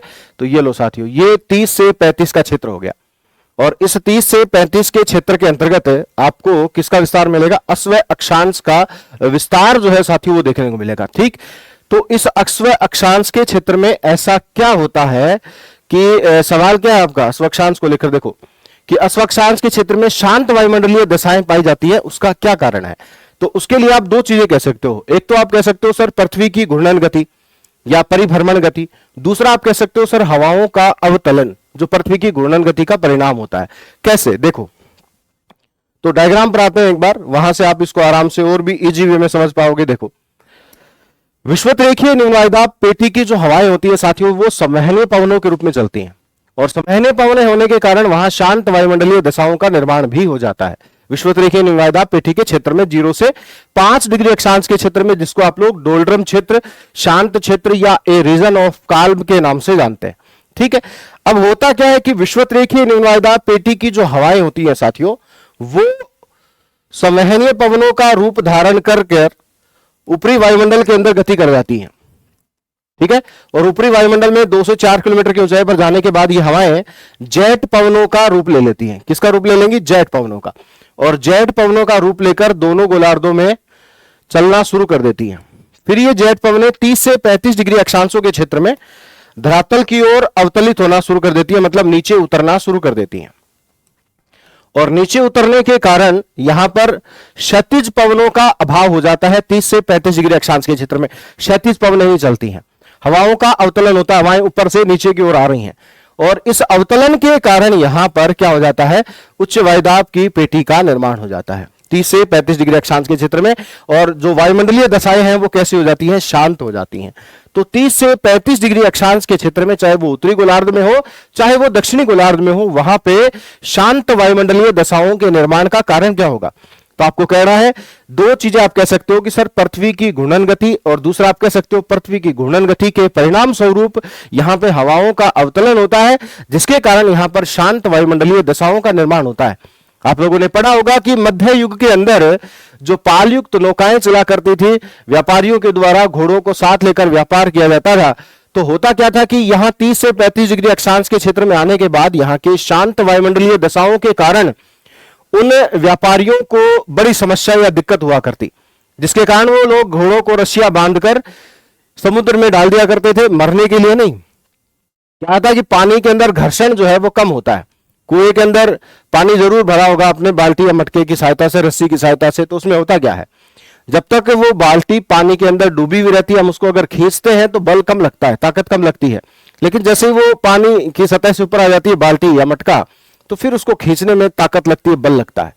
तो ये जो विशेषता है वो आपके उन जलयानों पर भी निर्भर करता है। कैसे कि जहाज का वजन कम करने के लिए घोड़ों को रस्सियां बांधकर समुद्र में डाल दिया जाता था, ताकि जहाज का वजन कम हो जाए और घोड़ों को रस्सी की सहायता से पानी में खींचना जो है वो आसान हो जाए, यानी कि उसमें ताकत भी कम लगे और जहाज का वजन कम हो जाए, जिससे मंद वायु के वेग से भी जलयान जो है वो आगे बढ़ जाए। इस कारण से इस क्षेत्र को मध्य युग में नाविकों के द्वारा अश्व अक्षांश का नाम दिया जाता है। हॉर्स लैटिट्यूड हम लोग इसको कहते हैं, घोड़ा अक्षांश भी कहते हैं। ठीक है, ध्यान से याद रखना। तो ये कितने डिग्री अक्षांशों का क्षेत्र होता है? 30 से 35 डिग्री अक्षांशों का क्षेत्र होता है, जहां पर शांत वायुमंडलीय दशाओं के निर्माण का कारण क्या है? हवाओं का अवतलन। ठीक है साथियों, तो अब देखो अपना सवाल जो है उस पर आते हैं। ये आपका सवाल है, कह रहा है कि अश्व अक्षांश के क्षेत्र में शांत वायुमंडलीय दशा के विस्तार का कारण क्या है? तो आप कह सकते हो संवहनीय पवनों का विस्तार। तो संवहनीय पवनों का विस्तार नहीं होता है, तापमान की अधिकता होती है, लेकिन वो इसके लिए जिम्मेदार नहीं होगी। और उच्च दाब प्रवणता, हवाओं का अवतलन। देखो ये रहा ऑप्शन आपके, ऑप्शन नंबर 4 जो है हवाओं का अवतलन। या आप यहां पर और क्या लिख सकते थे? आप लिख सकते थे पृथ्वी की घूर्णन गति। ठीक है ना, और उस घूर्णन गति के कारण यहां पर उच्च वायुदाब की पेटी का निर्माण होता है, यह भी आपको ध्यान रखना। और हवाओं का क्या होता है? अवतलन होता है। ठीक है साथियों, तो ऑप्शन नंबर 4 आपके इस सवाल का जवाब है। चलो भाई अगला सवाल देखते हैं। नेक्स्ट क्वेश्चन क्या है? कौन सा सुमेलित नहीं है? ये बहुत अच्छा सवाल है साथियों, और इस तरीके के जो सवाल हैं वो परीक्षाओं में लगभग आपको देखने को मिल सकते हैं। ठीक है, ऐसा सवाल आ सकता है, इनमें से किसी एक पवन का नाम भी आ सकता है। और पवनों के जो गर्म और ठंडी पवनें हैं, स्थानीय पवनों में आप लोग पढ़ते हैं कि स्थानीय पवनें वे होती हैं जो किसी स्थान विशेष में चला करती हैं, अपना प्रभाव उस क्षेत्र विशेष में रखती हैं। जैसे राजस्थान विशेष की अगर मैं बात कर लूं, तो लू की हम लोग बात समझ सकते हैं कि लू पश्चिमी राजस्थान में चलने वाली गर्म शुष्क स्थानीय पवनें हैं। ऐसे ही विश्व के अलग अलग क्षेत्रों में स्थानीय पवनें जो है उनको अलग अलग नाम दिए गए हैं। ये 2 प्रकार की होती हैं, गर्म और ठंडी। तो उस आधार पर ये सवाल जो है वो साथियों रखा गया है। अब इसका जो आंसर है वो आप देख सकते हैं क्या होगा कि एक तरफ पवन का नाम है और सामने उसके क्षेत्र का नाम दिया गया है। आपको बताना है कि इनमें से कौन सा सही सुमेलित है या नहीं। देखो फोन पवने जो है ये स्विट्जरलैंड के अंदर आल्प्स पर्वत पर चलती है, आल्प्स पर्वत के उत्तरी ढाल पर चलती है, जिनको फोन कहा जाता है। और पंपेरो जो है वो दक्षिण अमेरिका से संबंधित है। ठीक है, पंपेरो दक्षिण अमेरिका से क्यों? क्योंकि देखो यहां पर अगर आपने देश याद कर रखे हैं तो अर्जेंटीना, चिली और उरुग्वे देशों के नाम आते हैं। अर्जेंटीना का नाम आता है, चिली का नाम आता है, उरुग्वे का नाम आता है। तो इन देशों में चलने वाली जो ठंडी हवाएं होती हैं, स्थानीय पवनें होती हैं, उनको पंपेरो कहा जाता है। ठीक है, हबूब गर्म पवन है, ये खार्तूम सूडान के अंदर चलती है, ये भी ठीक है। और बुरान कनाडा में चलती है, ये गलत है साथियों। डी ऑप्शन जो है वो आपका गलत है। देखो आप लोगों ने ऐसा पढ़ा होगा कि बिल्जर्ड पवनें होती हैं। कौन सी पवनें हैं? बिल्जर्ड। तो बिल्जर्ड जो पवनें होती है ये शीत पवनें होती हैं, ठंडी स्थानीय पवनें होती हैं, जो कहां चलती है? कनाडा, यूएसए और साइबेरिया। कनाडा, यूएसए व साइबेरिया के अंदर चलने वाली जो शीतल हवाएं होती हैं, हिमकणों से युक्त होती हैं, ठीक है, उन पवनों को बिल्जर्ड पवनों के नाम से जाना जाता है। क्लियर? अब क्या है कि यहां पे आपको अगला एक बिंदु यहां पे ध्यान में रखना है कि भाई ये जो बिल्जर्ड पवनें होती है ना, बिल्जर्ड पवनें, इनको यूएसए के अंदर तो कहा जाता है नार्दर। क्या कहा जाता है बेटा? नार्दर कहा जाता है। और इन्हीं बिल्जर्ड पवनों को साइबेरिया के अंदर बुरान कहा जाता है। साइबेरिया में क्या कहा जाता है? बुरान कहते हैं। ठीक है, तो इस प्रकार से आपको ध्यान रखना है। तो साइबेरिया में चलेंगी बुरान, कनाडा में नहीं चलेंगे साथियों। ठीक, तो यहां पर ऑप्शन नंबर 4 जो है वो आपके इस सवाल का बिल्कुल सही आंसर रहेगा। ठीक है, आगे बढ़ते हैं अगले सवाल पर। नेक्स्ट जो क्वेश्चन है आपका वो देखें। तो अगला सवाल है साथियों, एक तरफ वायु का प्रकार दे रखा है और सामने दे रखा है सूची। सेकंड देखो यहाँ पे बिल्जर्ड का नाम आ रहा है, और अभी थोड़ी देर पहले हमने यहाँ पर बात भी की थी कि भाई बिल्जर्ड जो है वो कहां से संबंधित है? साइबेरिया संबंधित है, लेकिन इनको साइबेरिया में क्या कहा जाता है? बुरान भी कहा जाता है। ठीक है, तो अभी देखो ये जो सवाल आ रहा है आपका इसी प्रकार का है कि एक प्रकार से सामने सुमिलित करना है अपने को। बिल्जर्ड कहां चलती है? तो बिल्जर्ड चलती है ये आपके साइबेरिया से संबंधित हो गई। ठीक है, चिनूक कहां चलती है? चिनूक चलती है आपके उत्तर अमेरिका के अंदर जो रोकी पर्वत श्रेणी है उसके पूर्वी ढाल पर, मतलब आपके प्रेरी मैदानों से संबंधित हो जाएंगी। ठीक है, बोरा कहां चलती है? एडियाटिक सागर जो भूमध्य सागर से संबंधित है वहां पर चलेंगी। और खमसिन चलती है साथियों मिस्र के अंदर। तो ये तो बहुत सरल और सिंपल सा ही था। 1 2 3 4 जो ऑप्शन है वही आपके इस सवाल का जवाब है। ठीक है, सिंपल सा था साथियों। तो चलो आगे देखें। जेट स्ट्रीम नामक पवन पट्टी कहां पाई जाती है? तो आपने वायुमंडल के अंदर हम लोग जब पढ़ते हैं तो शोभ मंडल के ऊपरी भाग में, या फिर मैं कह सकता हूं कि शोभ सीमा के निचले भाग में अत्यधिक तीव्र वेग से चलने वाली जो पवनें होती हैं उनको जेट स्ट्रीम या फिर जेट पवन के नाम से जानते हैं। ठीक है, तो जेट पवन की अगर मैं बात करूं तो साथियों ध्यान रखना, इनकी खोज होती है 1945 के अंदर। यूएसए के बम वर्षक विमान थे जिनका नाम था B-29, इनके जो चालक थे उनके द्वारा इन पवनों की खोज की जाती है सबसे पहले। ठीक है, ये ऊपरी अधोमंडल में चलने वाली, ऊपरी अधोमंडल, ये शब्द थोड़ा ध्यान में रखना, ऊपरी अधोमंडल या शोभ सीमा के निचले भाग में, शोभ सीमा के निचले भाग में चलने वाली तीव्र वेग की हवाएं होती हैं। निचले भाग में चलने वाली तीव्र वेग की हवाएं होती है जिनको जेट पवन के नाम से जानते हैं। और बेसिकली इनकी जो गति या स्पीड होती है साथियों वो 100 नॉट से अधिक होती है। नॉट क्या है? गति मापने का एक इकाई है। तो जेट पवनों की जो गति है वो 100 नॉट से क्या होती है? अधिक रहेगी। ठीक, अगली बात अगर मैं कर लूं इन्हीं जेट पवनों को लेकर तो एक सवाल आता है कि लहरदार जेट पवन को क्या कहते हैं? लहरदार जो जेट पवनें होती हैं उनको क्या कहेंगे? तो इनको साथियों रोबसी तरंग के नाम से जानते हैं। रोबसी तरंग, लहरदार जेट पवन को क्या कहेंगे? रोबसी तरंग कहेंगे। ये भी आप थोड़ा सा ध्यान रखेंगे। ठीक है, और कहां चलेंगी ये? तो ये ध्यान रखना कि शोभ मंडल के शोभ सीमा के निचले भाग में। शोभ सीमा मतलब ट्रोपोपाउस भी आपको शब्द मिल सकता है ना। तो शोभ सीमा के निचले भाग में। तो देखो कहां लिखा ये ऑप्शन? निम्न शोभ मंडल के अंदर। तो निम्न शोभ मंडल से संबंधित नहीं है, मध्य शोभ मंडल से संबंधित नहीं है, ऊपरी शोभ मंडल में, ये ठीक है। ऊपरी शोभ मंडल का मतलब शोभ मंडल के आप ऊपर जाओगे तो आपके शोभ सीमा आ जाएगी, तो वहीं पर ये हवाएं जो है वो चलती हैं, संपूर्ण शोभ मंडल में नहीं चलती हैं भाई। ठीक है, तो सी ऑप्शन विद्यार्थियों इस सवाल का उत्तर जो है आप लोगों का वो रहेगा। ठीक है, ध्यान से आप लोग इसको याद रखेंगे। और ये वही जेट पवनें हैं जो शीत ऋतु के दौरान भूमध्य सागरीय चक्रवातों को भारत में लेकर आती हैं, जिनको आप लोग पश्चिम विक्षोभ या फिर भूमध्य सागरीय चक्रवात के रूप में हम लोग जानते हैं। और इन्हीं पश्चिम विक्षोभों से शीत ऋतु के दौरान जब भारत में वर्षा होती है तो उस हम मावट के नाम से जानते हैं, गोल्डन ड्रॉप्स हम लोग उसको कहते हैं। जेट स्ट्रीम जो मानसून का सिद्धांत है वो येस्ट और कोटेश्वरम के द्वारा दिया गया था, ये भी आप लोग ध्यान रखेंगे। ठीक है, चलो आगे बढ़ता हूं अगले सवाल पर। नेक्स्ट जो क्वेश्चन है साथियों, जलीय समीर चलती है, जल समीर कब चलती है भाई? देखो जो मौसमी पवनें होती है ना उनको हम लोग स्थल समीर और सागर समीर के रूप में जानते हैं। सागर समीर को आप जलीय समीर कह सकते हो। ठीक है, जलीय समीर को और क्या कह सकते हैं? सागर समीर कह सकते हैं। अब सागर समीर कब चलती हैं? तो ये चलती है साथियों दिन के समय। किस समय चलेंगी? दिन के समय। अच्छा, एक चीज ध्यान रखना कि सागर समीर और जल समीर की उत्पत्ति का कारण क्या होता है? तो आपको कहना है स्थल व जल के विभेदी तापमान के कारण इन पवनों की जो उत्पत्ति जो है साथियों वो रहती है। ये हवाएं वर्ष में 2 बार अपनी दिशा में परिवर्तन करती हैं। वर्ष के 6 माह ये हवाएं स्थल से सागर की ओर और बाकी के 6 माह सागर से स्थल की ओर ये चला करती हैं। और इनकी स्थिति जो है वो दक्षिणी व दक्षिणी पूर्वी एशिया में विशेष रूप से देखने को मिलती है। मतलब मैं ये कह सकता हूं कि मानसून पवनों की या मौसमी पवनों की सर्वाधिक आदर्श स्थिति पृथ्वी पर कहां देखने को मिलती है? तो आप कह सकते हैं दक्षिण व दक्षिणी पूर्वी एशिया में इनकी सर्वाधिक आदर्श स्थिति जो है वो हमें देखने को मिलती है।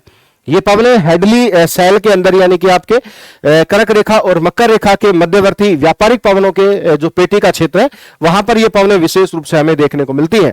कौन सी पवनें? स्थल समीर और सागर समीर बेसिकली। ठीक है, तो अब देखो साथियों यहां पे आपका जवाब जो है इस सवाल को लेकर वो क्या रहेगा? जलीय समीर किस समय चलती है? तो एक तो आप कहोगे सर ये दिन के समय चलती है। ठीक है, और कहां से कहां चलती है? तो ये सागर से स्थल की ओर चलती हैं। सागर से किसकी ओर चल रही हैं? स्थल की ओर चलेंगी। ठीक है, तो अब बताओ ये ऑप्शन आपको कहां दिखाई दे रहा है इसके अंदर? तो ये चल रही है दिन में जल से थल की ओर। देखो पहला ही ऑप्शन ठीक है। ठीक है, ऑप्शन ए ही विद्यार्थियों इस सवाल का जवाब है। चलो आगे बढ़ता हूं मैं अगले सवाल पर। अगस्त माह में भारत में उपोष्ण कटिबंधीय पूर्वी जेट स्ट्रीम धारा किस अक्षांश पर प्रवाहित होती है? बड़ा शानदार और गजब का सवाल है। अगस्त माह की बात कर रहा है भाई। कौन से माह की? अगस्त माह की बात कर रहा है। में भारत में उपोष्ण कटिबंधीय पूर्वी जेट स्ट्रीम धारा किस अक्षांश पर प्रवाहित होती है? कितने डिग्री अक्षांश पर? तो देखो एक तो अगर मैं आपसे ये बात कर लूं, अगस्त माह की बात कर रहे हैं अपन, और अगस्त माह में सूर्य की जो स्थिति है वो कर्क रेखा और आपके भूमध्य रेखा के मध्य रहती है। ठीक है, मतलब भारत के अंदर अभी आपके वर्षा ऋतु का जो समय है वो जो है साथियों वो चल रहा है। ठीक है, तो इस समय जेट स्ट्रीम की जो स्थिति रहती है वो आपके लगभग कितने डिग्री है? 37 डिग्री उत्तरी अक्षांश के आसपास इसकी स्थिति जो है साथियों रहेगी। तो ऑप्शन डी जो है वो आपके इस सवाल का जवाब जो है साथियों रहेगा। ठीक है, अगला देखें भाई। नेक्स्ट है क्वेश्चन नंबर 104 की सही उत्तर का चयन करो। यहां पे कथन ए दे रखा है और कारण भी दे रखा है। तो कथन और कारण में से आपको यहां चुनाव करना है अपने सवाल के आंसर का। देखो क्या लिखा है, सबसे पहले कथन पढ़ते हैं। पछुआ हवाएं दक्षिणी गोलार्ध की अपेक्षा उत्तरी गोलार्ध में अधिक शक्तिशाली होती है। गलत है, क्योंकि पछुआ पवनों की अधिक जो गति होती है वो उत्तरी गोलार्ध की अपेक्षा दक्षिणी गोलार्ध में ज्यादा होती है। कारण कि उत्तरी गोलार्ध में स्थल भाग की अधिकता है पछुआ पवनों के मार्ग में, जिसके कारण उनकी गति कमजोर होती है, जबकि दक्षिणी गोलार्ध में पछुआ पवनें अधिक तीव्र वेग से चलती हैं क्योंकि उनके मार्ग में अवरोध का अभाव होता है। स्थल भाग की अपन ये कह सकते हैं कमी होती है, जिसके कारण उनकी गति ज्यादा होती है उत्तरी गोलार्ध की अपेक्षा दक्षिणी गोलार्ध के अंदर। और इसी कारण नाविकों के द्वारा पछुआ पवनों को गति के आधार पर कुछ विशेष नाम भी दिए जाते हैं। जैसे अगर मैं बात कर लूं, लेकिन ये नाम जो है ना वो केवल दक्षिणी गोलार्ध में दिए जाते हैं, ये ध्यान से याद रखना। 40 डिग्री दक्षिणी अक्षांश पर इन पवनों को क्या कहते हैं? गरजता चालीसा कहते हैं। ठीक है, और 50 डिग्री पर क्या कहते हैं? भयंकर पचासा या फिर वीर पचासा कहते हैं। भयंकर या वीर पचासा कह सकते हो। 60 डिग्री पर क्या कहते हैं? 60 डिग्री पर इनको चीखता साठा कहा जाता है। ठीक है, तो इसको आप थोड़ा ध्यान से याद रखेंगे। अब अगली बात करते हैं यहां पे नेक्स्ट।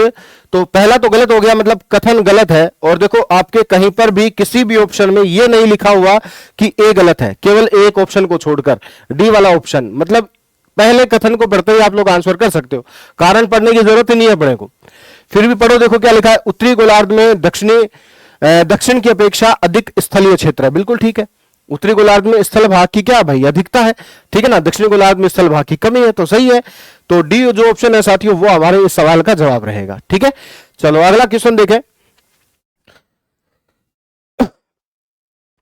देखो साथियों अगला आपका सवाल क्या है,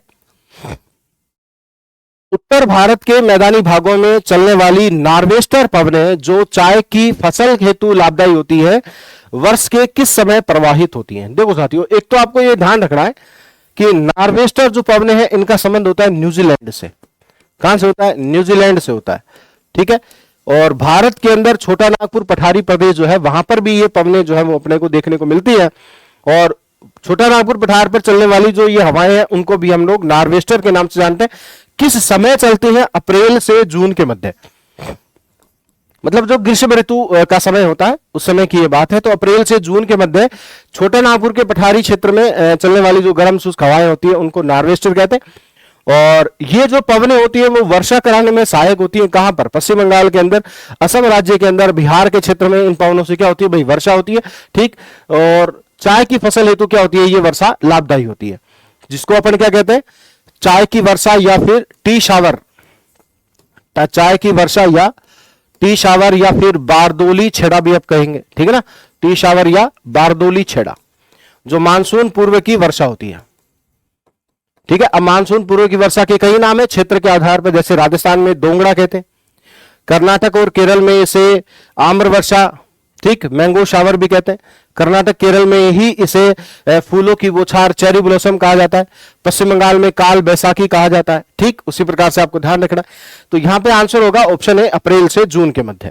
चलो अगला सवाल क्या रहा, हेडली कोष बनते हैं, कहां बनते हैं भाई। एक डायग्राम हम लोगों ने पढ़ा था साथियों, उसी डायग्राम में आपको हेडली कोशिका, फेरल कोशिका, इसके नाम जो है वो ध्यान से समझ लेना है। देखो यहां पे आ जाओ आप, अगर मैं ये कहूं कि भाई ये अक्षांशीय क्षेत्र आपका सारा, वायदा पेटियों का क्षेत्र भी आ गया यहाँ पे, तो आप एक चीज ध्यान रखना कि 0 से 30 डिग्री अक्षांश के मध्य, चाहे उत्तरी गोलार्ध हो चाहे दक्षिणी गोलार्ध हो, वहां पे आपके हेडली सेल का निर्माण होता है, हेडली कोशिका का निर्माण होता है।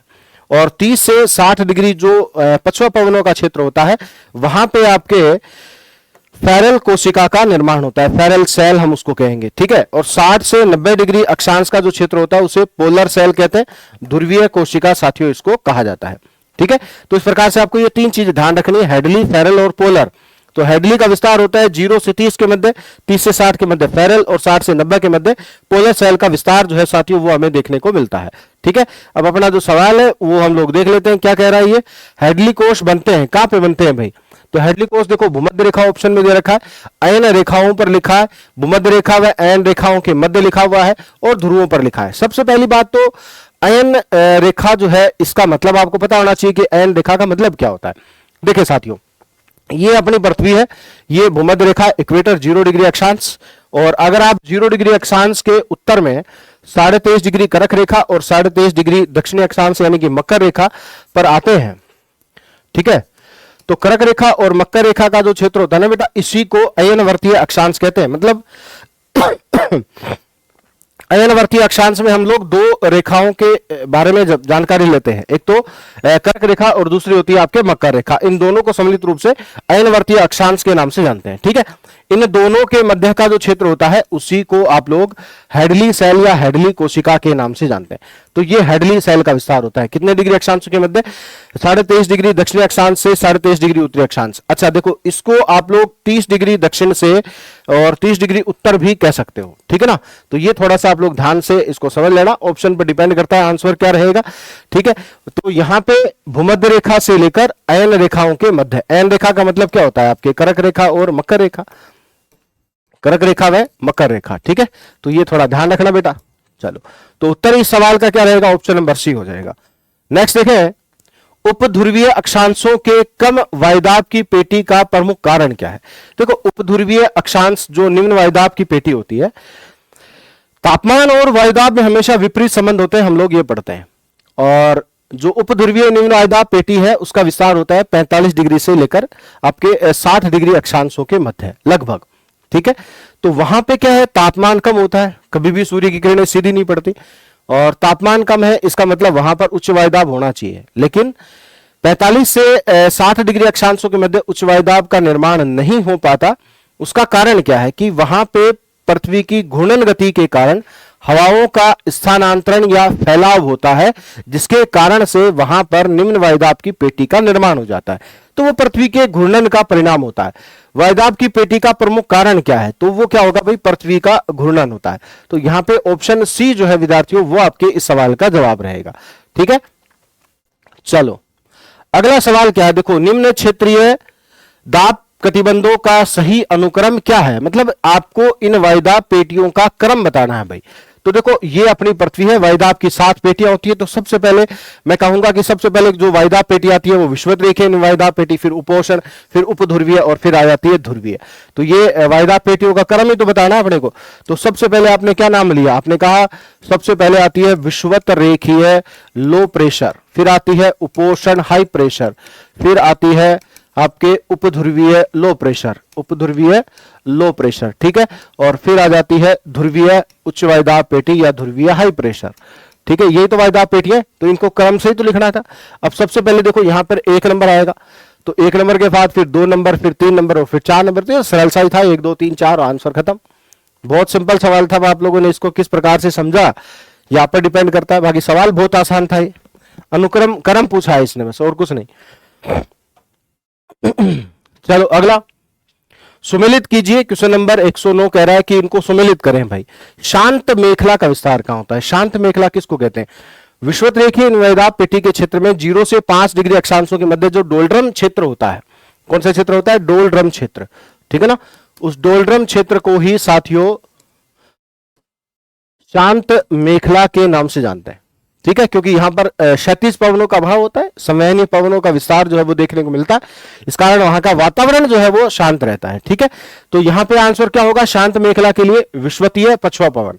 तो ऑप्शन 3 आप इसके साथ जोड़ सकते हो।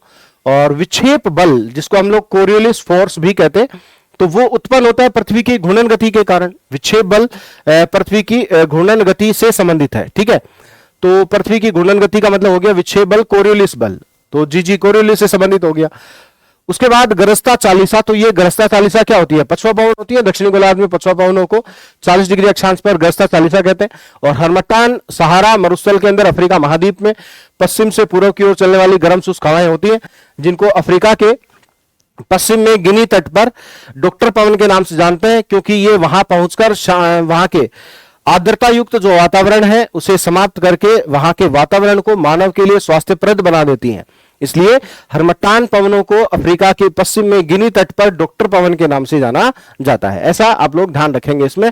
तो यहां पर देखो 1 के साथ 3 जोड़ना है, और जैसे आपने 1 के साथ 3 जोड़ा वहीं आपके आंसर भी आ जाएंगे। फिर 1 नंबर हो गया, फिर 4 नंबर हो गया, और फिर हो गया 2 नंबर। ठीक है, ऑप्शन सी जो है विद्यार्थियों वो आपके सवाल का जवाब रहेगा। अगला सवाल आपका है कि औसत समुद्री तल से कितने किलोमीटर की ऊंचाई पर वायुमंडल का दाब आधा हो जाता है? यह बहुत अच्छा सवाल है कि धरातल से लगभग कितने किलोमीटर की ऊंचाई पर वायुमंडलीय दाब जो है वो आधा हो जाता है? तो वो लगभग 6 किलोमीटर की ऊंचाई पर वायुमंडलीय दाब जो है वो आधा हो जाता है। फैक्ट सवाल है साथियों ये, तो इसको इसी प्रकार से आप लोगों को ध्यान से याद रखना है। ठीक है, इसका कोई कॉन्सेप्ट है नहीं। तो यहां पे आपके सवाल हुए कंप्लीट। उसके बाद बचे हुए जो विषय है वो अगले गुरुजी आपके आएंगे और वो आपको इनका सॉल्यूशन करवाएंगे। धन्यवाद। नमस्कार साथियों, स्वागत है आप सभी का प्रयास एजू हब के इस ऑनलाइन मंच पर। दोस्तों, आप सभी के लिए रिट मेंस के लिए एसएसटी ग्रेड 3 जो है, इसकी जो टेस्ट सीरीज आपके लिए प्रारंभ की गई थी 2.0, उसमें हम लोग आपके साथ में डिस्कस करेंगे। इकोनॉमिक्स के जो इम्पोर्टेंट प्रश्न आपको दिए गए हैं उसके बारे में हम डिस्कस करेंगे। और लगातार जो आपके पेपर हो रहे हैं, जिसमें पूरा राजस्थान उमड़ा है और बढ़ चढ़कर लोगों ने इसमें हिस्सा लिया है, उस टेस्ट सीरीज के कई मायने हैं आपके लिए। इस टेस्ट सीरीज में आप अपने आप का मूल्यांकन कर सकते हैं, वास्तविकता को आप जान सकते हैं, आपकी कितनी तैयारी है उसका स्तर आप जान सकते हैं। लगातार इस टेस्ट सीरीज से जुड़े और 1.0 2.0 दोनों टेस्ट सीरीज आप ज्वाइन कर सकते हैं। हम लोग बात करें इकोनॉमिक्स जो क्वेश्चंस की है उन पर चर्चा करें। इसमें आपके एग्जाम में यह निश्चित है कि 20 से 21 प्रश्न आपके इकोनॉमिक्स में से पूछे जाएंगे। सिर्फ सब्जेक्ट की मैं आपसे बात करूं तो जो अभी पिछला जो पेपर हुआ उसमें कौन कौन से प्रश्न आए उसकी हम आपसे चर्चाएं करते हैं। विश्व व्यापार संगठन की स्थापना टैरिफ व्यापार पर सामान्य समझौते की दौर की व्यवस्था के अंतिम उद्यम को पूरा करने के लिए की गई थी। देखो साथियों, डब्ल्यूटीओ जो स्थापना है उस स्थापना की नींव कहां से पड़ी, तो 12 से 15 अप्रैल 1994 को एक सम्मेलन होता है।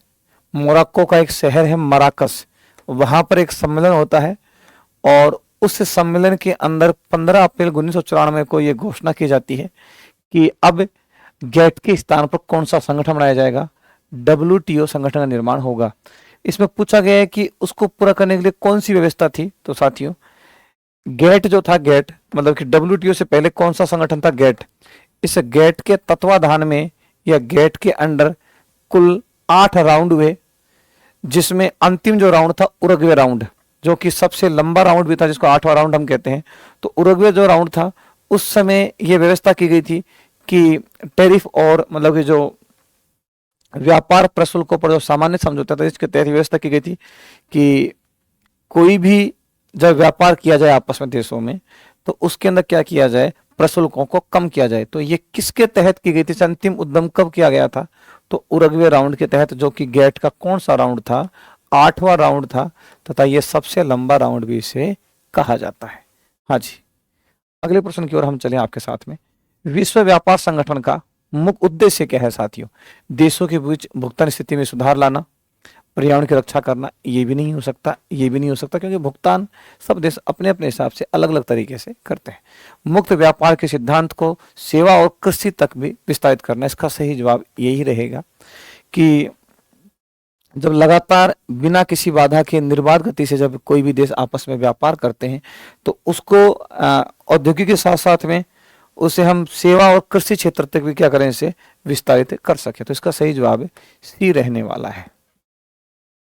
नेक्स्ट प्रश्न है, विश्व व्यापार संगठन का 10वां मंत्री स्तरीय सम्मेलन किस शहर में आयोजित किया गया।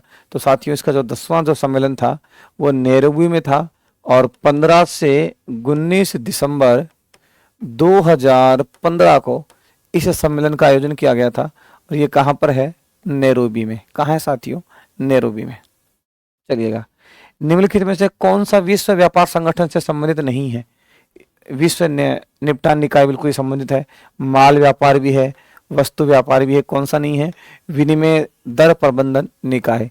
ये जो है ये मुद्रा प्रणाली से है, आरबीआई के अंडर काम करती है, तो ये निकाय से संबंधित नहीं है। बड़ा नॉर्मल से प्रश्न आपको दिए गए।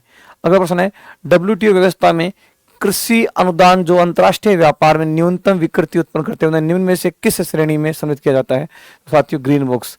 ये ग्रीन बॉक्स जो सब्सिडी इसमें देखो कई है, येलो भी है, ग्रीन भी है, अंबर भी है। तो ग्रीन बॉक्स के तहत कृषकों को सब्सिडी प्रदान की जाती है। सब्सिडी बोले तो अनुदान प्रदान किया जाता है जिसके तहत कृषकों की आमदनी को बढ़ाया जा सके। तो that's right answer is a green box. Next है, अगस्त 2024 को कौन सा देश डब्ल्यूटीओ का सदस्य बना। साथियों, गौर कर लीजिएगा, डब्ल्यूटीओ के कुल मिला के बात करें तो 164 सदस्य राष्ट्र हुआ करते थे साथियों, और 2016 में 164 थे। अफगानिस्तान और लाइब्रेरिया 2 देश बने थे। उसके बाद में एक सम्मेलन होता है डब्ल्यूटीओ का मंत्री स्तरीय 13वां सम्मेलन, जो कि 26 फरवरी से और 2 मार्च 2024 को अबू धाबी दुबई के अंदर इसका आयोजन किया जाता है। अबू धाबी, और इस अबू धाबी दुबई यूएई जो इसका आयोजन किया गया था, इसमें एक फैसला लिया गया कि अब डब्ल्यूटीओ के सदस्य राष्ट्रों की संख्या 164 से बढ़ाकर 166 की जाती है। पहले कितने थे, 164, अब कितने हैं, 166। 2 नए देश बढ़ाए गए थे, एक तो था कोमोरोस। कोमोरोस तो 21 अगस्त, देखो घोषणा तो इसकी इस सम्मेलन में हो चुकी थी, लेकिन इन्हें शामिल किया गया 21 अगस्त 2024 को शामिल किया गया कोमोरोस को, और 30 अगस्त 2024 को मतलब कि पूर्ण रूप से शामिल कर लिया गया टेमेर लेस्टे को। तो इसका सही जवाब आएगा टिमेर या टेमेर लेस्टे। चलिएगा, विश्व व्यापार संगठन का निर्णय लेने वाला सर्वोच्च निकाय निम्न में से कौन सा है। शासकीय परिषद, सामान्य परिषद या मंत्री स्तरीय सम्मेलन। डब्ल्यूटीओ में सबसे बड़ा जो कोई भी निकाय है या सबसे बड़ा कोई संगठन है या सबसे बड़ा कोई निर्णय लेने वाली संस्थान है, तो इसका जो मंत्री स्तरीय सम्मेलन होता है उसी में ही बड़े फैसले लिए जाते हैं और ये प्रति 2 वर्षों में होते हैं। कुल मिलाकर डब्ल्यूटीओ के अब तक 13 मंत्री स्तरीय सम्मेलनों का आयोजन हो चुका है ना। चलिएगा, नेक्स्ट है विश्व व्यापार संगठन के विषय में क्या सत्य नहीं है। इस तरीके से आपको हमेशा प्रश्न को देखना है कि पूछ क्या रहा है, सत्य पूछ रहा है, असत्य पूछ रहा है। ये 1 जनवरी 1995 को स्थापित हुआ, ये कथन बिल्कुल सही है। ये सदस्य देशों के बीच व्यापार प्रोत्साहित करता है, बिल्कुल सही बात है। इसकी उत्पत्ति बहुपक्षीय व्यापार समझौता के उरुग्वे दौर से हुई है, बिल्कुल ये भी सही बात है। ये व्यापार में उदारीकरण लाया, जी नहीं, ये व्यापार में उदारीकरण नहीं लाया है, क्योंकि व्यापार में उदारीकरण जो है वो किसी भी, जैसे भारत ने एलपीजी मॉडल अपनाया तो कोई भी देश अपने प्रतिबंधित व्यापार को कम कर सकता है, अर्थात कोई भी राष्ट्र जो भी सेवा नियम है या कोई भी राष्ट्र जो है, जैसे उदारीकरण है, उदारीकरण तहत प्रशासक की जो नीति है उसको सरल बनाया गया, अर्थात अपने नियमों का सरलीकरण जो है वो हर एक देश की अपनी व्यवस्था होती है। इसमें डब्ल्यूटीओ कोई रोल नहीं है, तो इसका सही जवाब क्या रहेगा, डी इसका सही जवाब होने वाला है। नेक्स्ट है विश्व व्यापार संगठन के निम्नलिखित में से क्या उद्देश्य है। जीवन स्तर में वृद्धि करना, बिल्कुल सही बात है साहब। वस्तु के उत्पादन में व्यापार का प्रसार करना, ये भी सही बात है। विश्व संसाधन अनुकूलतम उपयोग, ये भी सही बात है। पर्यावरण संरक्षण उसकी सुरक्षा करना, ये भी सही बात है। तो इसका मतलब ये चारों ही कथन इसके क्या होंगे, सही होने वाले हैं। चलिएगा, विश्व व्यापार संगठन के महानिदेशक है, इसमें थोड़ा सा प्रश्न चेंज कर, वर्तमान महानिदेशक है ना, वर्तमान महानिदेशक। तो साथी देखो, बाकी नरेंद्र वर्तमान, रॉबर्ट एजोदेव भी थे, पास्कल लेमी थे, लेकिन वर्तमान पूछा है तो वर्तमान में इसमें एंगोजी नाकोंजी ओकोंजाइवेला साथियों नाइजीरिया की हैं, और संख्या में पूछे तो नाइजीरिया की हैं ये।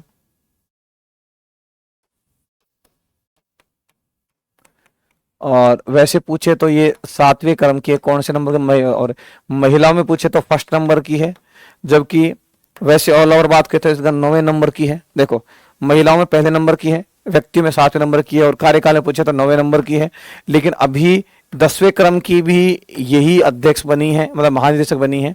1 सितंबर 2025 को इनका दूसरा कार्यकाल प्रारंभ हो गया है, और ये 10वें क्रम की भी महानिदेशक यही रहने वाली है, और 2025 से प्रारंभ हुआ तो लगभग 2028 तक ये रहेंगी, सॉरी 26, 27, 28, 29 तक रहेंगी, है ना। चलिए, नेक्स्ट है डब्ल्यूटीओ की संगठनात्मक संरचना में व्यापार परिषद के अंदर कितने परिषदें होती हैं साथियों, 3 होती हैं। एक वस्तु व्यापार, एक सेवा और एक बौद्धिक अधिकारों वाली परिषद। तो कितनी होती हैं, 3 परिषद। नेक्स्ट है गैर कृषि बाजार पहुंच किससे संबंधित है। कृषि उत्पादों पर टैरिफ कम करना, गैर कृषि उत्पादों पर टैरिफ कम करना, इसको बोलते हैं नामा। और फरवरी 2008 में इसकी स्थापना की गई और स्विस फॉर्मूले के तहत इसे अप्लाई किया गया था। That's the right answer is B. Gate पर कितने सदस्यों ने हस्ताक्षर किए साथियों। मैं गेट की बात करूं, general agreement on tariff and trade. Gate जो है, इस गेट की जो घोषणा हुई है साथियों, देखो गौर कर लीजिएगा, डेटों को आप लोग याद रख सकते हैं। गेट की जो घोषणा है ये तो ये 30 अक्टूबर 1947, जबकि गेट लागू हुआ है, गेट ने अपना कार्य प्रारंभ किया 1 जनवरी 1948। गेट में कुल सदस्य राष्ट्रों ने कितने थे, 23 देशों ने हस्ताक्षर किए, और 23 टोटल थे, और दूसरे जो राउंड था उसमें 34 हो गए थे। हाँ जी, डब्ल्यूटीओ का मुख्य उद्देश्य क्या, अंतर्राष्ट्रीय व्यापार पर प्रतिबंध लगाना, स्वतंत्र और निष्पक्ष अंतर्राष्ट्रीय व्यापार को बढ़ावा देना, विकासशील देशों को ऋण देना, विकसित देशों के हितों की रक्षा करना। स्वतंत्र और निष्पक्ष अंतर्राष्ट्रीय व्यापार को बढ़ावा देना। नेक्स्ट है डब्ल्यूटीओ का मुख्यालय कहां पर, बहुत नॉर्मल सा प्रश्न है, जिनेवा स्विट्जरलैंड के अंदर इसका क्या है, मुख्यालय है साथियों। चलिए, विश्व व्यापार संगठन में दोहा चक्र में केंद्रीय मुद्दा रहा क्या था। दोहा में जो साथियों सम्मेलन हुआ था, ये 4था सम्मेलन था, चौथा, कौन सा चौथा, बड़ा चर्चाओं में रहा था, कृषि से संबंधित मुद्दों के लिए हमेशा ये चर्चाओं में रहा था। नेक्स्ट है व्यापार संबंधी बौद्धिक संपत्ति को अधिकारों के निम्न में से विषय है। व्यापार मार्ग का बिल्कुल है साथियों, बौद्धिक परिरूप ये भी, भौगोलिक संकेत ये भी है, श्रमिक का मानक ये नहीं है साथियों। इसका मतलब 1, 2, 3 इसका सही जवाब है, होने वाला है। डब्ल्यूटीओ का प्रथम मंत्री स्तरीय सम्मेलन कहाँ आयोजित किया गया था साथियों, तो पहला 9 से 13 दिसंबर 1996 को पहला मंत्री स्तरीय सम्मेलन आयोजित किया गया था आपके सिंगापुर के अंदर, है ना। और कुल मिलाकर कितने हो चुके अब तक, 13 टोटल हो चुके हैं। तो इसका सही जवाब क्या रहेगा, बी। विश्व व्यापार संगठन की स्थापना के पीछे निम्नलिखित में से कौन से उद्देश्य हैं? विविध देशों के बीच मुक्त व्यापार संसाधन का संवर्धन करना, बिल्कुल सही बात है। बौद्धिक संपत्ति के अधिकार का रक्षण करना, विविध देशों के बीच संतुलित व्यापार की व्यवस्था करना, भूतपूर्व पूर्वी ब्लॉक के देश और पश्चिमी विश्व के बीच व्यापार संवर्धन, बिल्कुल ये चारों कथन सही है। नेक्स्ट है, गेट का समझौता कब लागू हुआ था? इसको मैं पहले बता चुका हूँ। गेट की घोषणा तो हुई है 30 अक्टूबर 1947 को और यह लागू हुआ 1 जनवरी 1948 को। तो ये साथियों हमारे इकोनॉमिक्स के जो इंपॉर्टेंट प्रश्न थे WTO चैप्टर से, वो आपके सामने हैं। तो बाकी मिलते हैं नेक्स्ट पेपर में। धन्यवाद, थैंक यू।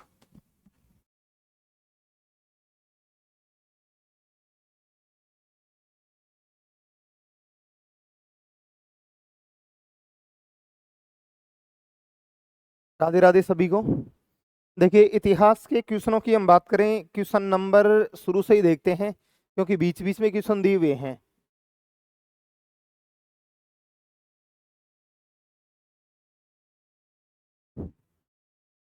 देखिए क्वेश्चन नंबर 5 की बात करें हम। क्वेश्चन नंबर 5 कहता है कि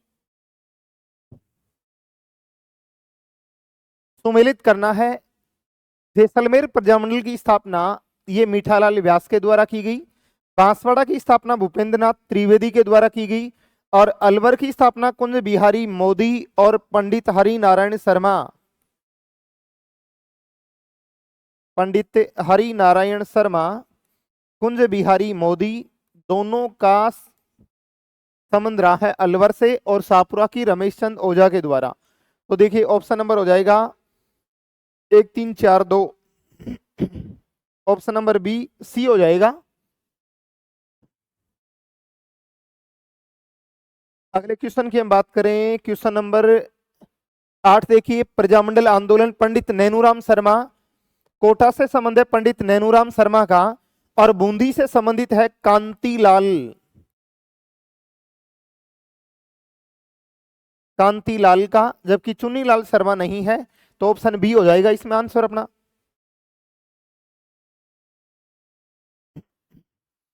अध्यापक शिवराम भील का संबंध किस कांड से था भाई? पूनावाड़ा कांड डूंगरपुर से, पूनावाड़ा कांड डूंगरपुर, और रास्तापाल कांड से था नाना भाई खांट का, नाना भाई खांट, और शिक्षक सेंगा भाई, इन दोनों का संबंध रहा है रास्तापाल से। तसीमो कांड की बात करें तो तसीमो कांड पंचम सिंह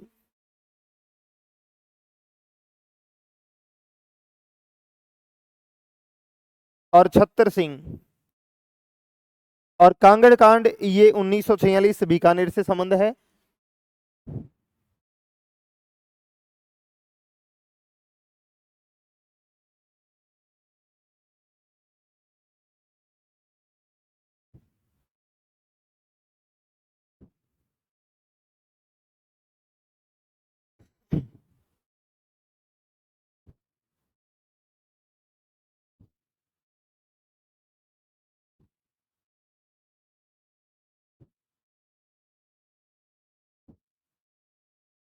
गोपीलाल यादव, ठाकुर देशराज और रेवती शरण उपाध्याय राजस्थान के किस प्रजामंडल आंदोलन से रहे? तो भरतपुर हो जाएगा इसमें।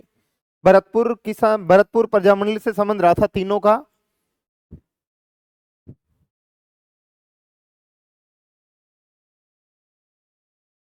उन्नीस के अंत में गठित भरतपुर प्रजा परिषद के प्रथम अध्यक्ष, भरतपुर प्रजा परिषद के प्रथम अध्यक्ष बने थे मास्टर आदित्येंद्र नाथ।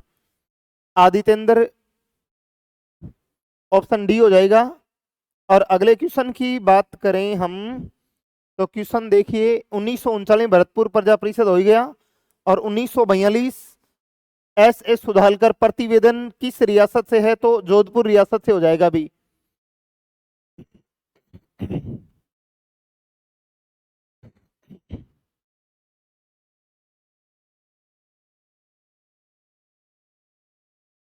क्वेश्चन कहता कि भूपेंद्र नाथ त्रिवेदी के अथक प्रयासों से बांसवाड़ा प्रजामंडल की स्थापना, बिल्कुल बात सही है। और कृष्णदत्त पालीवाल की अध्यक्षता में धौलपुर प्रजामंडल की स्थापना हुई। ये दोनों ऑप्शन सही हैं, ए और बी दोनों ऑप्शन राइट होंगे भाई।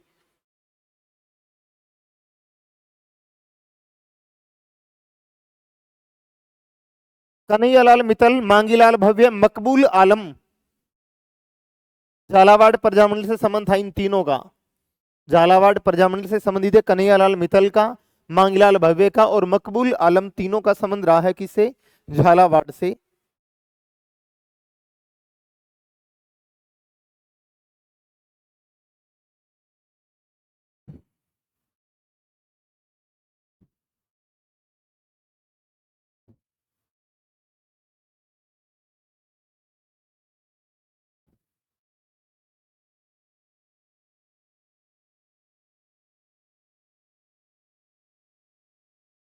देखिए भाई, जयपुर प्रजामंडल की स्थापना 1931 में, मारवाड़ प्रजामंडल 1934 में, जैसलमेर प्रजामंडल 45 में और बांसवाड़ा 1943 भी है और 1945 भी है। तो इसमें आपका आंसर हो जाएगा कौन सा? पहले में 3 number, 3 1 2 4, 3 1 2 4, option number C answer हो जाएगा आपका।